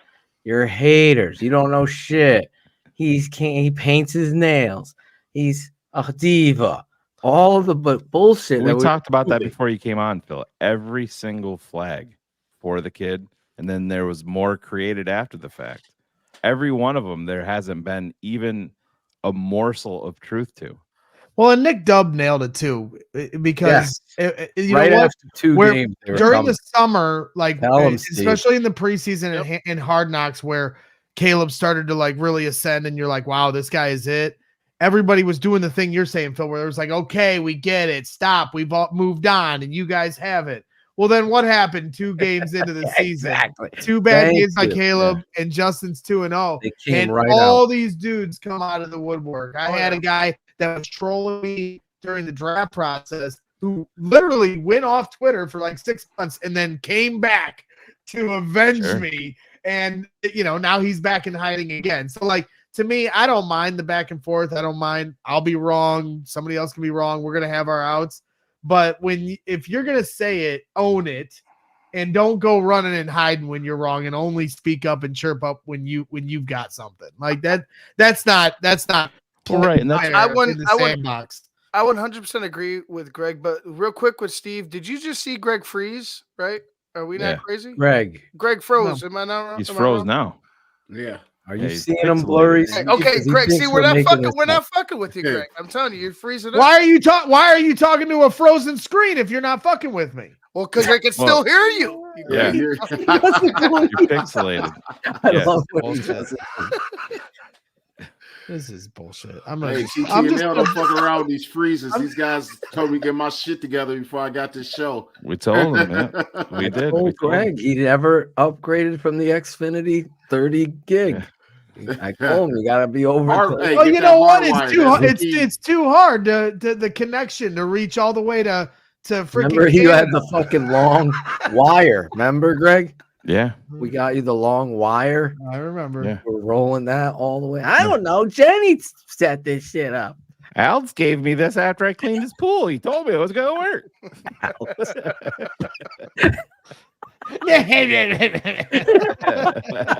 Who was the pool guy? Remember the neighbor? What was the name? Fucking neighbor, dude. He flip-flopped on me, hated me, loved me, hated me again. Jesus. Can't win, Greg. I do win with Greg, though. I'll never forget Greg going into the stadium, giant bottle of Jack. This motherfucker's video of that, yeah. Bill, I can't waste it. He's like chugging it. Well, then I go, how are you walking? He already like smoked a blunt. We had like 6 shots. These guys like, I don't know. I go, well, hide it behind this garbage. So these guys at CHGO Bears, they got the full taste when we were in London, because I haven't been to a game since I started working here. And so they've never really seen like game day brags at a game and like tailgating, and we're hitting up the bar right outside the stadium. And so we get to the post game show, and I've, taken a bunch of shots at the bar, drinks at our tailgate, after the game, victory shots at this bar called Bricklayer's Arms. I'm down in beers during the game. And then so we get back to the hotel to do the post game show, and they're like, "You're not doing the post game show, are you?" I was like, "The fuck I am." Yes, sir. Yeah. Mark's like, you can take the show off. I was like, you can take the show off too while we're at it. And so, and then I got my producer Steven, who's great. He's like pulled me aside. He's like, "Are you sure you're good?" I'm like, "I am fine, people. Like, Jesus Christ, let me be the functioning alcoholic." Well, I can I'm vouch not for hyping him. him up. I can vouch for him. I got a serious. call from London that night. He did. Yeah. I even lost Greg for 20 minutes and talked. What was her name? Roxy? No, it was Roxana? Georgia. Some girl named Georgia Georgia. on Shane's mind that night. Oh, well, she wasn't that night until the next day, and I saw her picture. My Shane's God, like, "You damn. didn't tell me how fucking pretty she was, you asshole." Yeah. Oh, Yeah. That's what I thought she was gonna see an Adam's apple or some shit. Like, I don't know. No. No. fuck Oh, that. she sounded annoying as shit on the phone. I'm not gonna lie. Yeah. Then I saw Greg the said picture she the next- was annoying. Yeah. Then I saw the picture the next day. I'm like, I would have put in a little bit more effort, but yeah. Did she friend request you, Shane? They don't let me on Facebook anymore. Oh, my bad. Yeah, I don't. And yeah, I'm Euro free, so we stay He is, USA all the way. he's only a mainland guy. Yep, mainland. Mainland guy. He's a mainland guy. Mainland. I get on my fucking scooter like this guy and go through ramps. When you come to Connecticut, I'm gonna give your kids a ride on the wagon with the mini bike.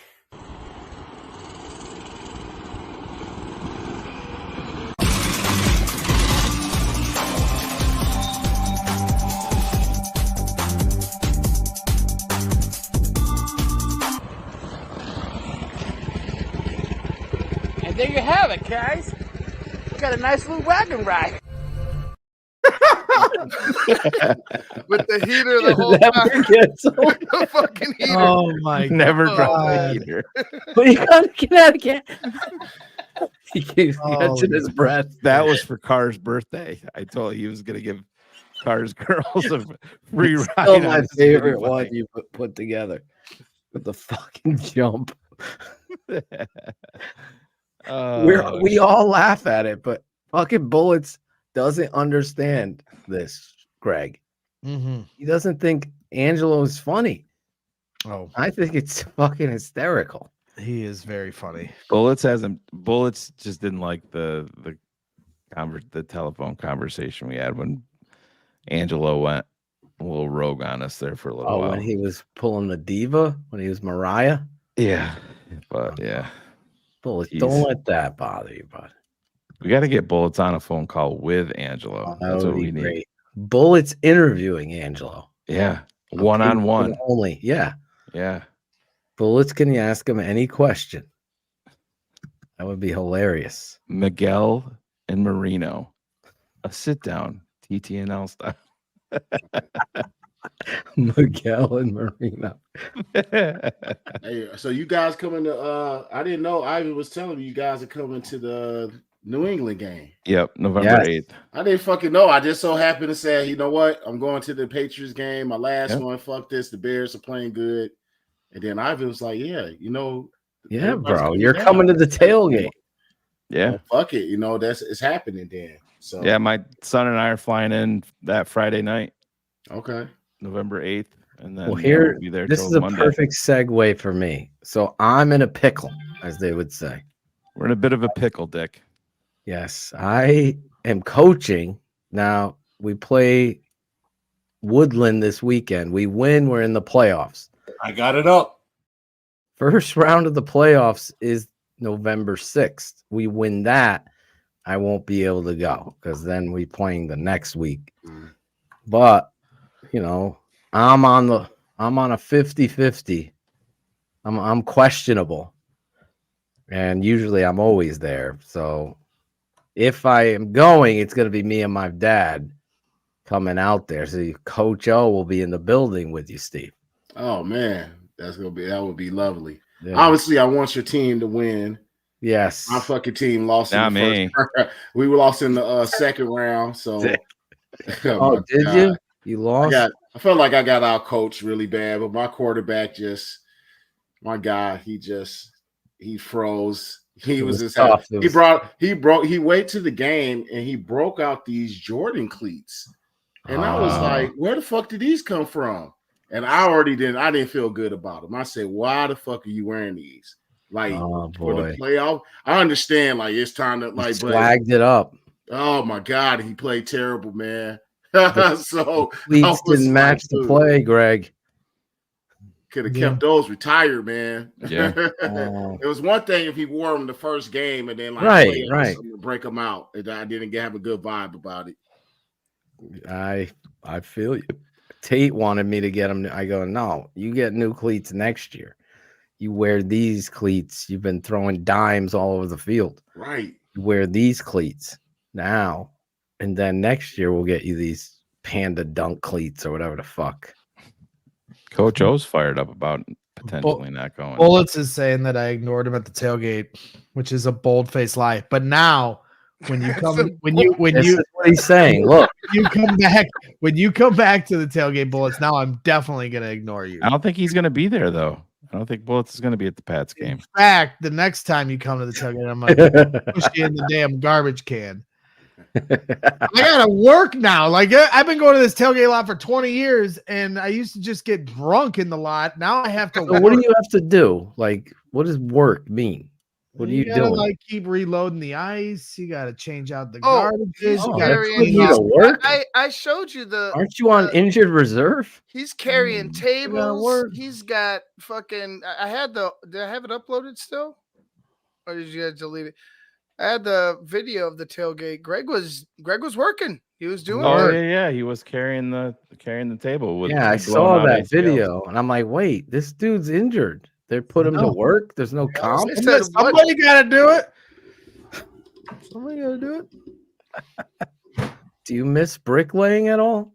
I do miss bricklaying. I do miss it. Shut the fuck up. I swear to God. I swear to God, I miss bricklaying. Yeah. Why talk about sports all day and go to fun thing? This dude's at the fucking Cubs game. Their home games on Friday. Just fucking drinking and having a good time. And he's like, fuck, bro, I'd love to be putting up some fucking brick walls right now. Talking to Phil and Shane on the phone. Yelling at Mickey to bring me some fucking redstone or whatever the fuck it was. I was just talking to Tommy yesterday. Can you give me that pickaxe, please? Then he was sawing. Yeah. This guy used to have the fucking stone saw going, Big Steve. While we're talking. It's either Greg with I a used to saw follow going. Waddle and Sylvie while I was like raking and doing different things. We used to get this. Can you guys shut up? My boss is here and I'm not supposed to be on the Oh phone. man, he hated Greg, that. we've been on the phone for 3 hours. I know, but he's right here. I'd be laying stone by myself, and then he'd come up around me and be like, "What did you say?" Like, nothing. I'm talking to myself, bro. My God. I swear to God, I do miss it. I miss what I miss, like, because I don't do 8 hours of outdoor physical activity. Yeah, that sweet paycheck that you never got a raise for 30 years, man. You must miss that part. that I don't shit. miss. I don't miss. 90% of the battles I had with my boss Petey, but I do miss building walls for 8 hours a day. I swear I do miss that. There's sometimes when I'm driving by job sites, I just want to like pull up and do some work because I do miss working with my hands in that way. Can you do it on the side, like the mailboxes? I don't have time. I don't have time. Do it at your house. People say, it must be way easier, now that you're not a bricklayer. This shit is way harder. I swear Phil, on everything. Bricklaying is this guy just had to fly to London and Paris to watch a football game. There's only so many hours in a fucking week, bro. Bullets calls him a diva. He might be. I don't know.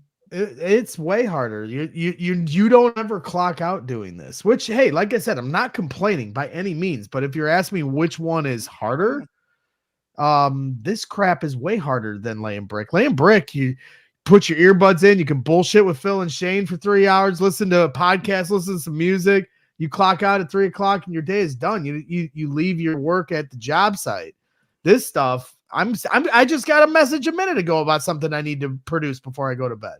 So like it never ends, and I'm not complaining again by any means. The rewards are amazing, and obviously the pay is better, but no, I do miss bricklaying. I'm not yes, exactly. It's brainless work. Now I have to use my head, which everybody knows I'm an idiot, so it's not possible. So yeah, I mean, I'm sharing this, Phil. This will be about the tailgate. Okay, We're gonna here we go. Yeah, we'll share this with our patrons here, Steve. Yeah, and well, Greg, you know about the location better than anybody. Yep. Yeah, Timmy from the bus. Phil, you wanna read out the address? I just want to hear you say. Barely see. I can't read anything. Yeah, it's I could do this promo. El Bandito. I can do this promo for you guys since you're not Greg. prepared. This is Tailgreeter. If you go to Tailgreeter and search Chicago Bears Tailgating Club, you can get your tickets. It's at the corner of Wabash and Cermak, which is just down the road from Soldier Field. There is a shuttle bus that takes you from the lot to the bridge, which the bridge takes you over to South Lot. It is walkable from the lot.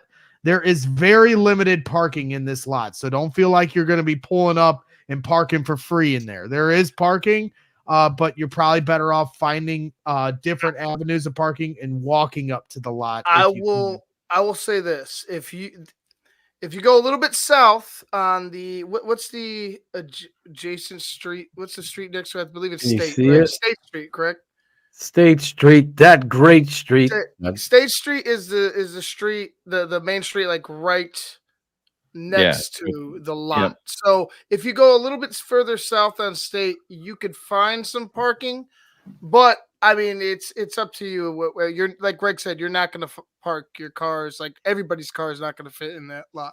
And the great thing about this lot is it's been going on for decades. And so they've got a pretty good organization in there. And it's essentially like walking into a Chicago Bears tailgate farmers market. And so when you walk in, everyone has their different sections. So CHGO sports will be there. We have our own area. So you can actually go on Tailgreeter and get CHGO Bears tailgate tickets if you wanted to be in our area. But there's other. So what you're seeing with El Bandito, that's one of the areas that's right next to us. So it's all within the same lot, and it's the best place to experience tailgating before a game. So yeah, so you can buy your tickets like Greg said. It's $50 a ticket, but it's worth it. Yeah, it's gonna be all you can drink. Yeah, and barbecue buffet from award-winning Firewater Barbecue. It's a full open bar, live DJ playing music, and there's tailgate games scattered throughout. Shane will be there. Hopefully, yeah, I'll be there. My son will be there. I'm actually Riley will be there. Yep, Riley will be there. Steve, you gonna come by? Steve will be there. I had to fucking pay. You got to get up. We'll get there. Get up and get early. Take care of you. Hey, I haven't heard me. Do I have to fucking pay to get this? Steve, we got you covered, bro. Hey, man, I'm fucking bougie. We got you, bro. Days. Okay, You're TTNL. He's getting Tim Shanley.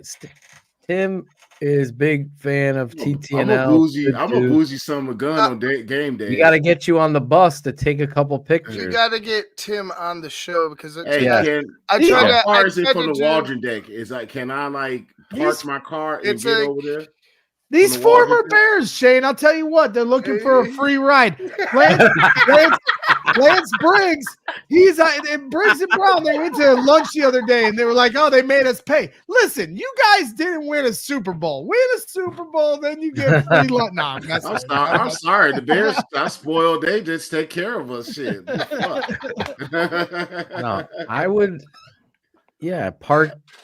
You could park there and get over there, I guess, because it's going to be early in the morning. So you got to get over there early. The walk over, Steve, is about 25 minutes. I went here before with Greg, and I ended up taking the shuttle bus over. and it just drops you right off. And we walked back. We walked back after the game. That was the NFC North when we won the NFC North. That was against the Packers. Yes. Yeah.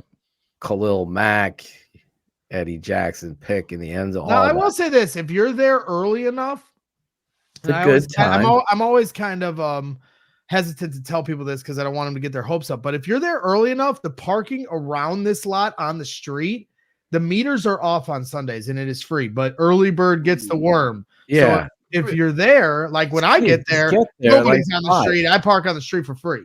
But those spots are by 8:00, they're gone, 7:30, depending on and they're only these tailgates are only going to keep getting crazier the more the Bears keep winning too. So you got to keep that in mind. We are going to have Tim on the show to promote There's it. parking garages around there, but again, the corner of Wabash and Cermak, it's right across Wabash and Cermak.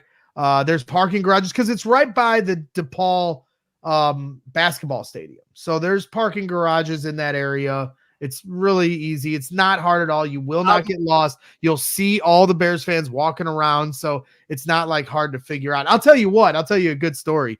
So last home game, we pull up to the tailgate lot. And for me, I get there before the sun comes up. So I pull up about 4:45 in the morning. And across the street from the lot is this abandoned building, like 5 stories. There's boards on the walls. And normally nothing's going on over there. So when I pull up, it was the oddest scene because there's these people coming out of the building across the street and they are in like clothes like they've been clubbing. And I'm like, what is going on over here? And it was like fast. You just couldn't take your eyes off it because these people are coming out and it's just like square peg, round hole. Like, where are these people coming from?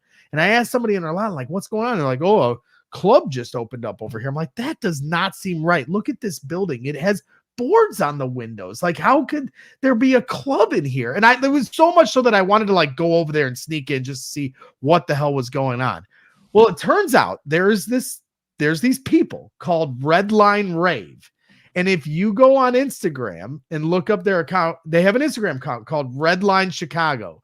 And what this guy does is somebody said in the chat, he throws raves and he just shows up to abandoned warehouses, underneath bridges, wherever in the city. They basically drop a pin location the night before and they just take places over without asking, no permit.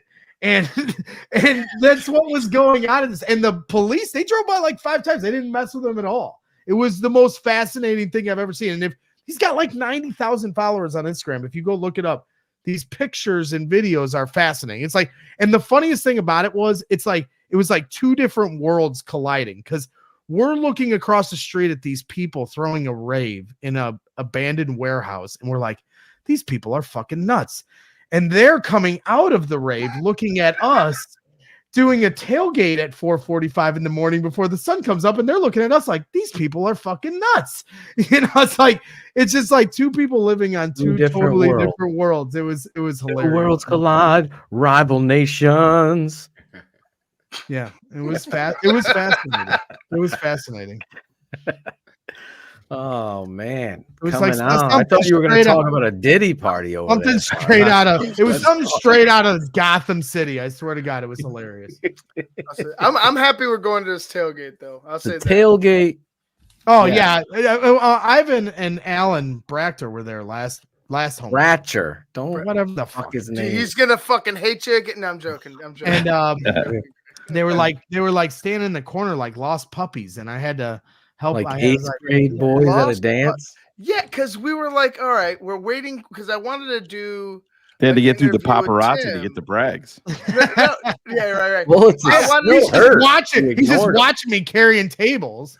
I wanted to do an interview with Tim, but Tim is so popular. He's doing he's doing like a million fucking. Exactly. So like, Tim's so I was celebrity in there. I was like, let's back up and just sit here, smoke a couple bowls, just kind of watch what's going on. And it all went downhill. And after that, no interview after that. No, we got the interview, but it's like it's a little shaky. I should have let Alan hold the camera, but yeah, either way.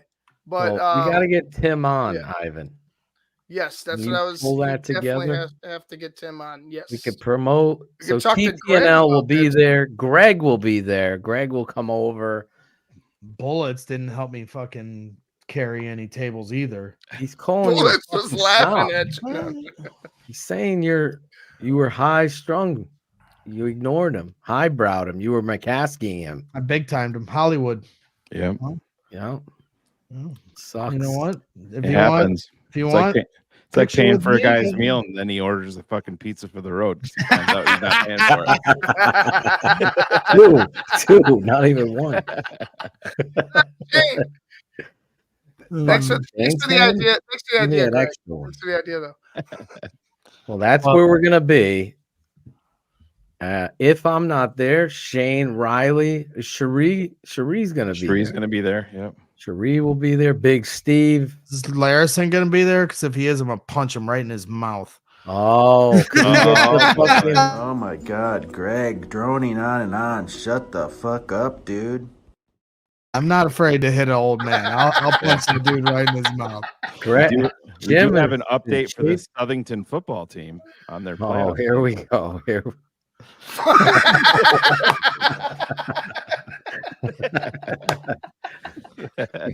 Big weekend here. Oh my God. We'll see how we do. I will keep you posted. We'll definitely keep you posted. But yes, we'll be back and telling you exactly what's going on. Shane, Riley, Cherie, Bratcher, Ron G, Ivan. Is Bratcher going to be in town? That's what I I heard. fucking hope so. Yeah. I'll talk to him. Yes. Hey, Ivan sounds pretty attached to that Allen guy. Well, that's what friends are for. That's what friends are. Have you seen the about. new Matrix, dude? I love Greg probably Bratcher. doesn't even know what I that missed means. Bratcher. Jackal. I sent him a link tonight. He didn't fucking even pick it up, Shane. Yeah. Sent That's him how a it is. link. We told Jackal he could go, but he's preparing for the World Cup in 2032. Claudio and him. Him and Claudio. Stalker bound. We gotta get a whole. We gotta get Claudio Claudio at, back on. Claudio at the tailgate right here. Smoke weed every day.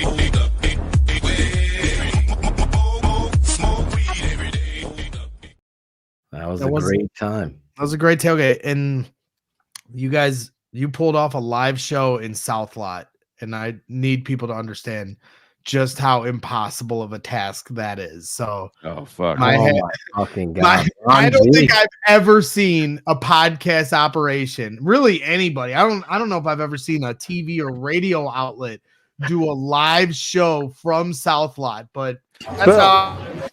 Can you hear me? This is your dad speaking. Can you hear me?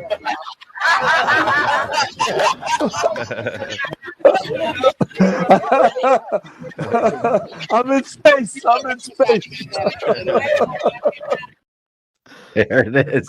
A We do clip that shit from that again, show. though. I can't wait to do that shit again. Is that fucking Ivan right there? Oh, yeah. that was- I'm just saying, I've done a lot of live shows now at different locations, and doing a show from South Lot probably is the most impressive feat I have ever seen done in the history of podcasting. Angelo, do you remember Greg Braggs? No. I love it. We have to get Angelo out there. Well, that's just spring for his ticket.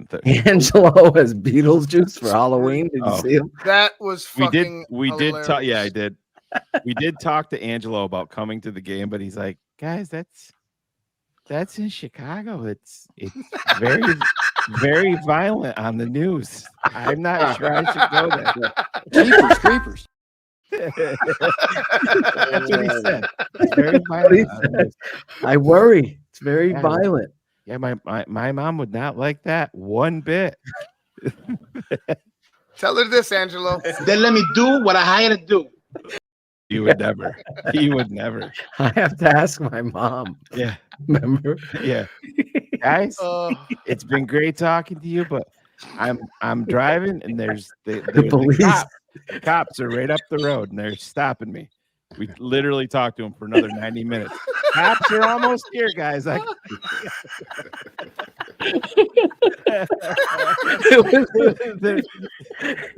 Never missed a beat. They're out. They're right here. I'll pull it up now. Oh my Oh my god! I wish Greg Phil, was on the phone. That's not bullshit. Oh, either, is it? true. You laugh. Me and Shane are texting back and forth. The cops are getting closer. Do not let him off the phone, Phil. We're texting back and forth while we're talking to him. Oh, Angelo, one more thing. So when you how many fucking chicken wings you think you can eat? 60. Shane are texting. Who can distract him with another? So, what do you think of the new Batman movie? Just go. He did. He went another 90 minutes, guys. The roadblock is. It's right. I'm right on top of it. The cops are here. So funny. Oh shit. Randy Macho Man Savage. Did you know he played baseball? Yeah, for the Cincinnati Reds. I didn't know that. Yeah, but I told Angelo that day. Sandlin's got his jersey. Does he? Only Reds fan I know. Christopher only Sandlin, Reds fan. who will be at the Bears game, Bears Patriots. Oh my god. Yes. Who is also, by the way, taller than Phil. Yep. He also has walked with Greg many a time. Yes. From the tailgate lot. Drinking. Yep, Randy Popo. Mm-hmm. What are you doing, man? You're tweeting. To be honest with you, I was looking up how Zach Edey was doing for Memphis. That's what I know. Is Memphis a basketball team? Oh God. Yeah. Okay. He didn't do so well. He only had 4 points. Was he the number one pick? No. He's top 10. No. Shut up, Shane. I have a wild idea, though. I have a wild idea. Let's talk football. We already did. We did a lot of football talk. We had a couple rants. Corey Taylor, we haven't talked about how great he is. Let's do this real quick and then we'll get out of here. We'll just do this the real quick. I mean, if I'm going to root for a team, I want to give it all I got. Next play. Pass. Pass. Pass. Pass. There was no rhyme or reason. Drove down the field. Mr. Montgomery breaks a huge run. If he scores on the run, you don't got to worry. But you do got to worry because he gets tackled at the freaking 15. There was no rhyme or Next play, shotgun.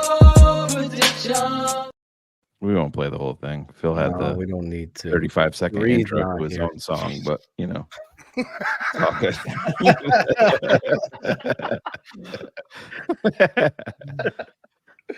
Oh, Dick. Bold predictions, Steve. Bold predictions for the game. Give us who's gonna gonna win and what's give us a bold prediction for the game. Hold on, are we not doing the pregame show? Do I need to save it or I need to go give it to y'all now? You're gonna give it to us, but they're still gonna watch you pregame. You might switch it up. All right. It's up to you. I mean, they'll watch you pregame. Yeah, I know. We got to talk more about it at the Thursday, Friday, and all that. Okay. Fuck. Is Jayden there? What's his deal? Anything? Did not practice today. Did not practice. I have a feeling he's gonna play. I want that motherfucker to play. But anyway, I'm just gonna say he's playing. I'm gonna say he's playing. I got the Bears winning 24-17. What's your bold prediction? 24-17. What's your bold prediction? That's where you say, well, 4 sacks by Javon Dexter. If you want to go really bold, you could say Tevin Jenkins isn't playing left tackle, and that would blow Phil's mind. Bold prediction. I got Sweat going off for. I got him going off for 4 sacks in this game. What? Yeah, I got him going off. Revenge game. Going back to Washington, coming out. I know he's been dealing with a lot of double teams. It's time for him to get at, with Jayden Daniels trying to get out to the perimeter. I just see, that's my bold prediction. 4 sacks, Sweat. Coming back home to Washington. Kenneth Davis loves that. Golly, what the hell is going on? 4 sacks. That would be the That would be one hell of a That's revenge bold as game. I can fucking get. Yeah. I 4 love it. sacks. Greg Braggs. Yes, sir. What do you got? Bold prediction and prediction.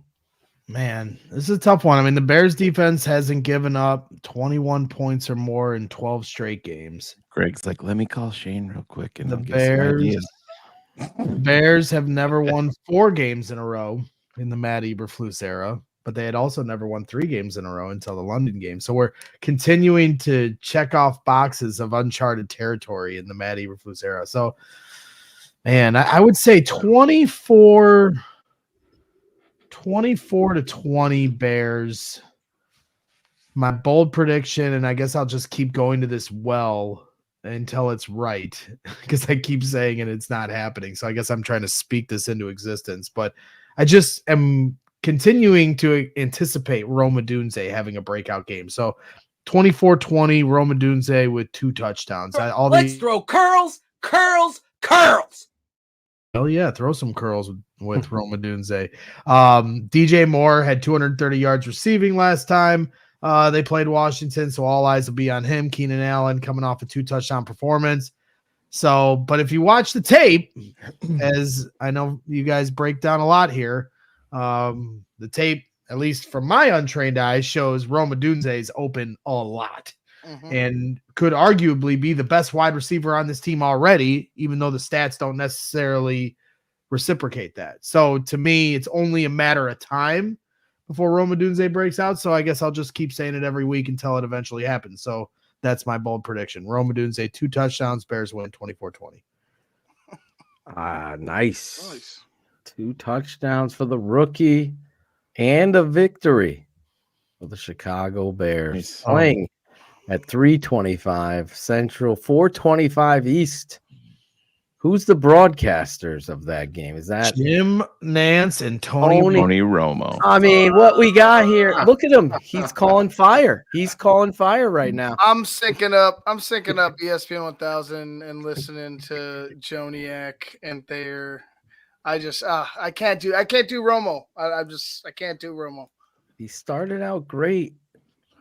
Now I'm gonna give it a shot. We're gonna give it a shot this weekend, Ivan. I'm gonna give Tony a shot. He can't be as bad as what was the linebacker?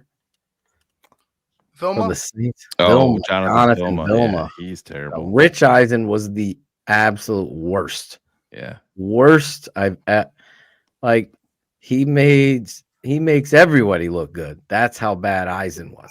I could barely listen to it. Fucking Chris Collinsworth I was begging for over Eisen. That's how bad Rich Eisen is as play-by-play.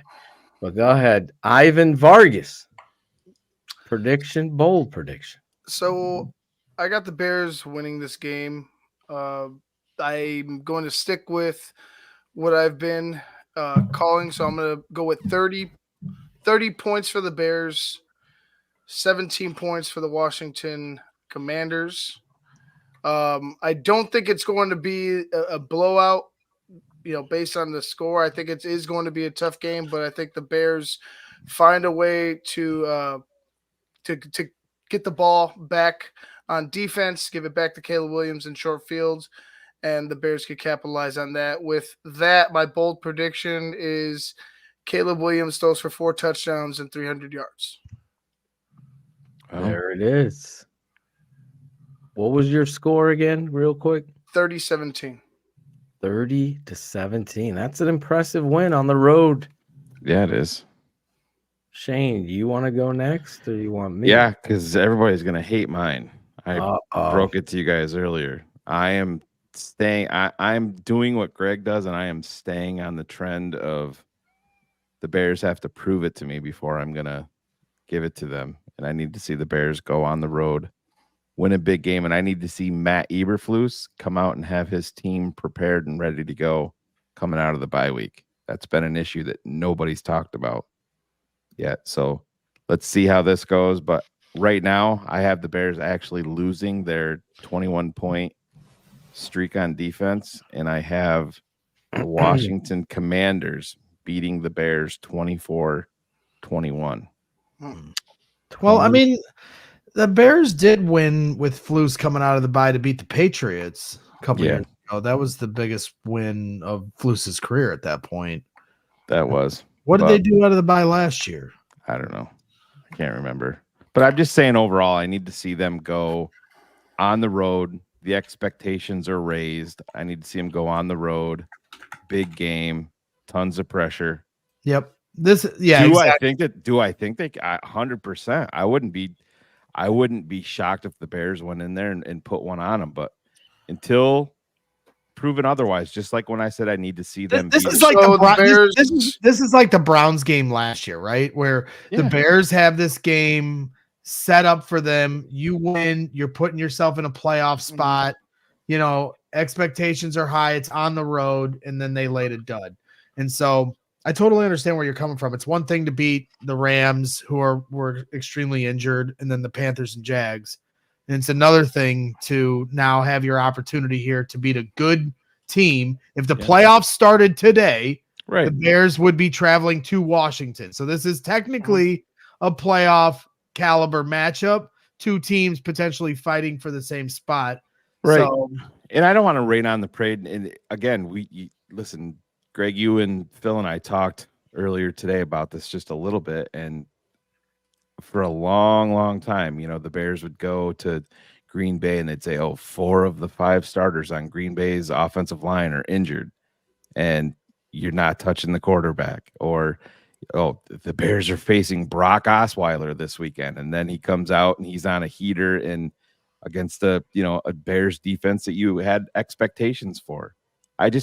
I need to see this team with big time expectations. And this is a big time game. There's a ton of expectations.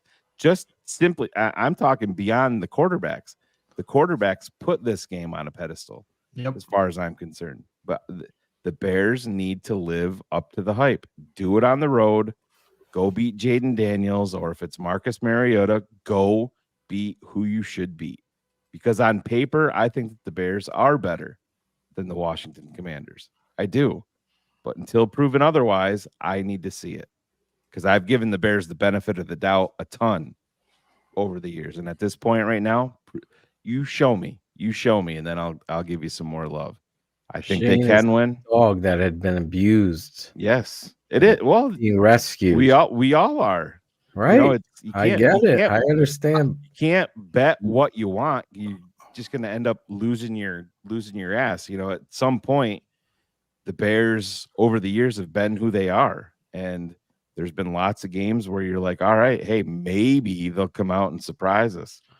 This is a big game. Go into Washington, kick the fucking doors in, and then fucking leave Washington. And tell every one of them, say, fuck you. Montez Sweat, revenge game, 4 sacks, like Big Steve said. That would be the best thing ever coming out of a fucking bye. 100%. And going to Arizona. Please, if I'm wrong, I'll be the happiest guy on this panel. Right. You've cracked the door open to relevancy, but if you want to kick it down, you gotta agree. We've been here before. These next 3 games. That's right. You want to kick the door down and say we're back. Bears are back. Everybody always says that tongue in cheek. You want to say it seriously? Win these next 3 games, and now you're 7-2. And you know, as long as you do what you're supposed to do, and to me, the separator in all of this is our quarterback, because to me, it's different. This is where different you're with him. taking my thunder, because here's the difference from years past. You don't have that guy. Caleb is the X factor. No matter who's captain, who's what, he's the X factor. He's the reason. Because I have concerns. I worry without Kyler Gordon. I think Kyler Gordon has been playing. Might be without Kyler Gordon. Might be Jaquan Brisker is still in concussion protocol. Stevenson. He was back today, limited. And I'm more worried about not having Kyler for the run game than I am. He's playing because their receivers. That's why I said you got to bring Sanborn in and play that 3 linebacker, because you can't go out here with this gimmick shit that they're doing and get tricked. You have to play sound in your zone. You have to be physical at the run. They're going to try to run the ball. I think the Bears have the horses to stuff the run here. We'll see though, but my prediction, and then you guys could talk. I have the Bears winning 28-24 Chicago. I feel good about the offense and where they're going from the last two games. There's one drive I didn't like with Waldron going in the gun I'm like, what are you doing, bro? And then finally he comes out under center and they get it for like 16, 20 yards inside zone. They're firing off the ball. Hope that's my point of concern. The offensive coordinator and the O-line coach. I've already pontificated about Chris Morgan. I think he's not a good coach. I don't see the things I want to see from my offensive line coach. It'll be a crossroad game. It's one of those games that Shane's talking about. You've been an abused dog in an abused marriage, and you're nervous to open up that door to what could be on the other side. Did the Bears rehabilitate themselves? Are they understanding what they got to do? I believe they do. 28-24, 4 touchdowns by Caleb Williams, 3 passing, my bold prediction, and 1 rushing touchdown by Caleb Williams, accounting for 4 on the day, kind of wiping the toilet paper with the narrative about anybody and just continuing this ascension going forward. I love the way the last 2 games, Caleb Williams has just been outstanding. Yep. Outstanding. I mean, some of those throws, we didn't even get to talk about the fucking throws. I mean, we talked about it on BHL, but the throws that he made in this game, you just haven't seen a Bears quarterback do that, and I'm excited about it. So I got him 28-24. It's going to be close. So you have him losing the point streak also. Yep. I also have him losing the point streak. I'm worried about the secondary. Steve, it's going to be something we're going to be watching. I believe Washington has a better offensive line. I think the Bears have better talent overall than they do, but I just worry about the offensive line versus our D line and how they rotate that end. But we'll see how they play it out. I hope Montez does what you said. That'll be what Shane said. Freaking outstanding. Go out there and beat their ass. Yeah, and I know there's people in the chat asking, and my prediction does not change if it's Jayden Daniels or Marcus Mariota. Just go prove to me that you're going to win a big time game on the road. Nobody's going to. Everybody watching. Put the caveat out there now before, and I'm sure Steve and Ivan will say it. I'm sure Greg will say it, but like, you play who's in front of you. If it's Mariota, it doesn't take anything away from this game because those are the games you fucking lose in the past, and this team has lost in the past with all of these years experience. You brought up Brock Osweiler, for God's sake. Who was the backup in Green Bay that we lost to? Remember that who was that? Who was the kid? Wasn't he former UCLA quarterback or something there a few years ago? I don't remember that. Where was that? And he came in and Green Bay. Yeah, didn't they have a guy? He came in and played really. What the hell was his name? Somebody in the chat will have it. Matt Flynn. No. Black kid. The black dude. I remember who. I could see his face. Shit. He ended up going to Cleveland. They had traded for him or something, brought him in. Yeah, was it Huntley? No, it's not Huntley. No, it wasn't Huntley. Who was it? No, it wasn't Huntley. No, it wasn't Kaiser. I don't remember losing to a backup quarterback. No, I think it was a Huntley. I think it was a different Huntley. Yeah, Hundley. Right, I think. Hundley. Hundley. Yeah. Yeah. It wasn't Kaiser. What's his first name again? I can see the guy. He's out of the fucking league. We lost to him. I don't even remember that. 2017? Yeah. I don't know, but I know I'm excited tomorrow and on our pregame show to call it the Jack Sanborn game, and I'm not going to credit Phil for it. I'm just going to say it's my thought. They lost their best player, your boy Chubbs. Step on their neck, he says. I forgot a couple super chats here. Put that other one. Brett Hundley. That was Brett his Hundley. name. Yep. Brett Yes. Hundley. I don't remember losing to them with him. We did. I think so. Flintonio, Yeah. $4.99. Haven't been on the show since day at the races segment. Would love to come back and talk Bears and football again. Let's get you on again. You're unlike that last week guy who we gave him every shot to come on. I'm setting it up. Guess what? He never DM'd. Shane, I made the account, He made Shane. the account, Steve. Oh yeah, is he back? Was he in No, there? he didn't show up because he never. I'm ready, guys. Yeah. Chubbs has no problem beating a hurt team. I agree, Chubbs. That's right. In the playoffs, no one ever looks back. Well, who'd you beat? Doesn't matter. It doesn't matter. The last time we beat him, I thought was what we were at it, Greg, with that game. What? On the North with Mitch. We haven't beat them since. Who? The Green Bay Packers. Yeah, I know. What is it, 10 straight? 10 straight. It's disgusting. Yes. Yeah, so we lost to the Green Bay Packers 2017, 23-16. Brett Hundley was 18 for 25, 212 yards, 1 touchdown, 0 picks. Wow. Yep. Well, that's awful. Duck Jones, happy birthday. Tomorrow. That's in 30 minutes. Yeah. Which means Shane and I went 30 minutes too long. Hour too long. Should have been out here at 10:30. Then fucking Greg showed up. Least predictable thing ever. Yes. Well, it's a great show, Shane. Greg Braggs. Thank you so much. Jumping on. You can follow Greg at CHGO Chicago. I'll bill you later. Bill us later. Tell Uncle Bullets hello, please. Never. I don't know. No. Oh my God, Greg, droning on and on. Shut the fuck up, dude.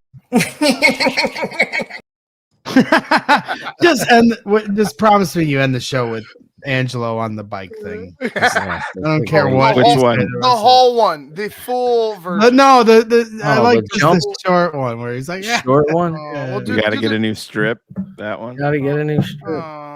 Do both of them. Also, thank Big Steve Edwards for jumping on the show. Former Chicago Bear, great offensive lineman. He will be at the tailgate, even if he parks in Wabash and whatever drive. Yeah. Trying to get in the South Lot. Or We'll get Big Steve and Corey Wooten to do the Oklahoma drill. Oh, I got my money on Big Steve. Me too. I still got a lot of thunder. Well, a lot of thunder for one rep. We'll put a Brett Favre jersey on.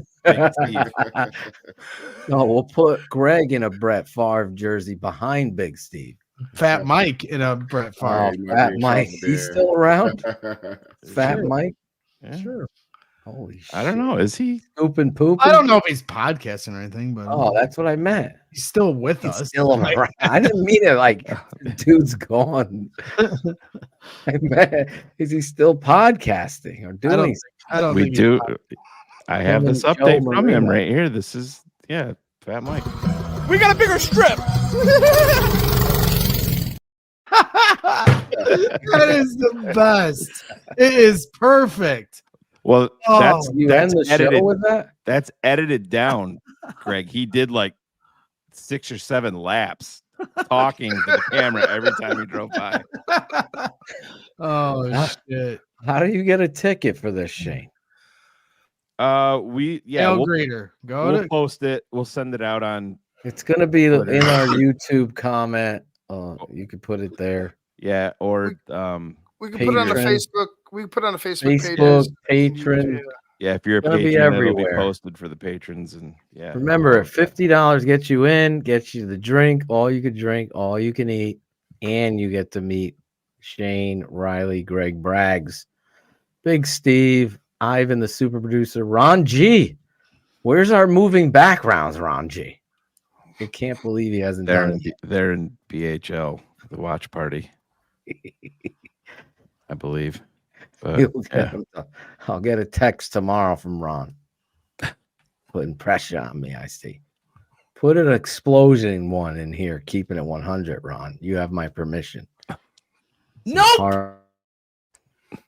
Don't do it. Jackal. All right, let's get out of here. Bears versus Commanders. Shane and I will be live after on Bears Hour Live. Yep. The We'll best be there. show on the planet.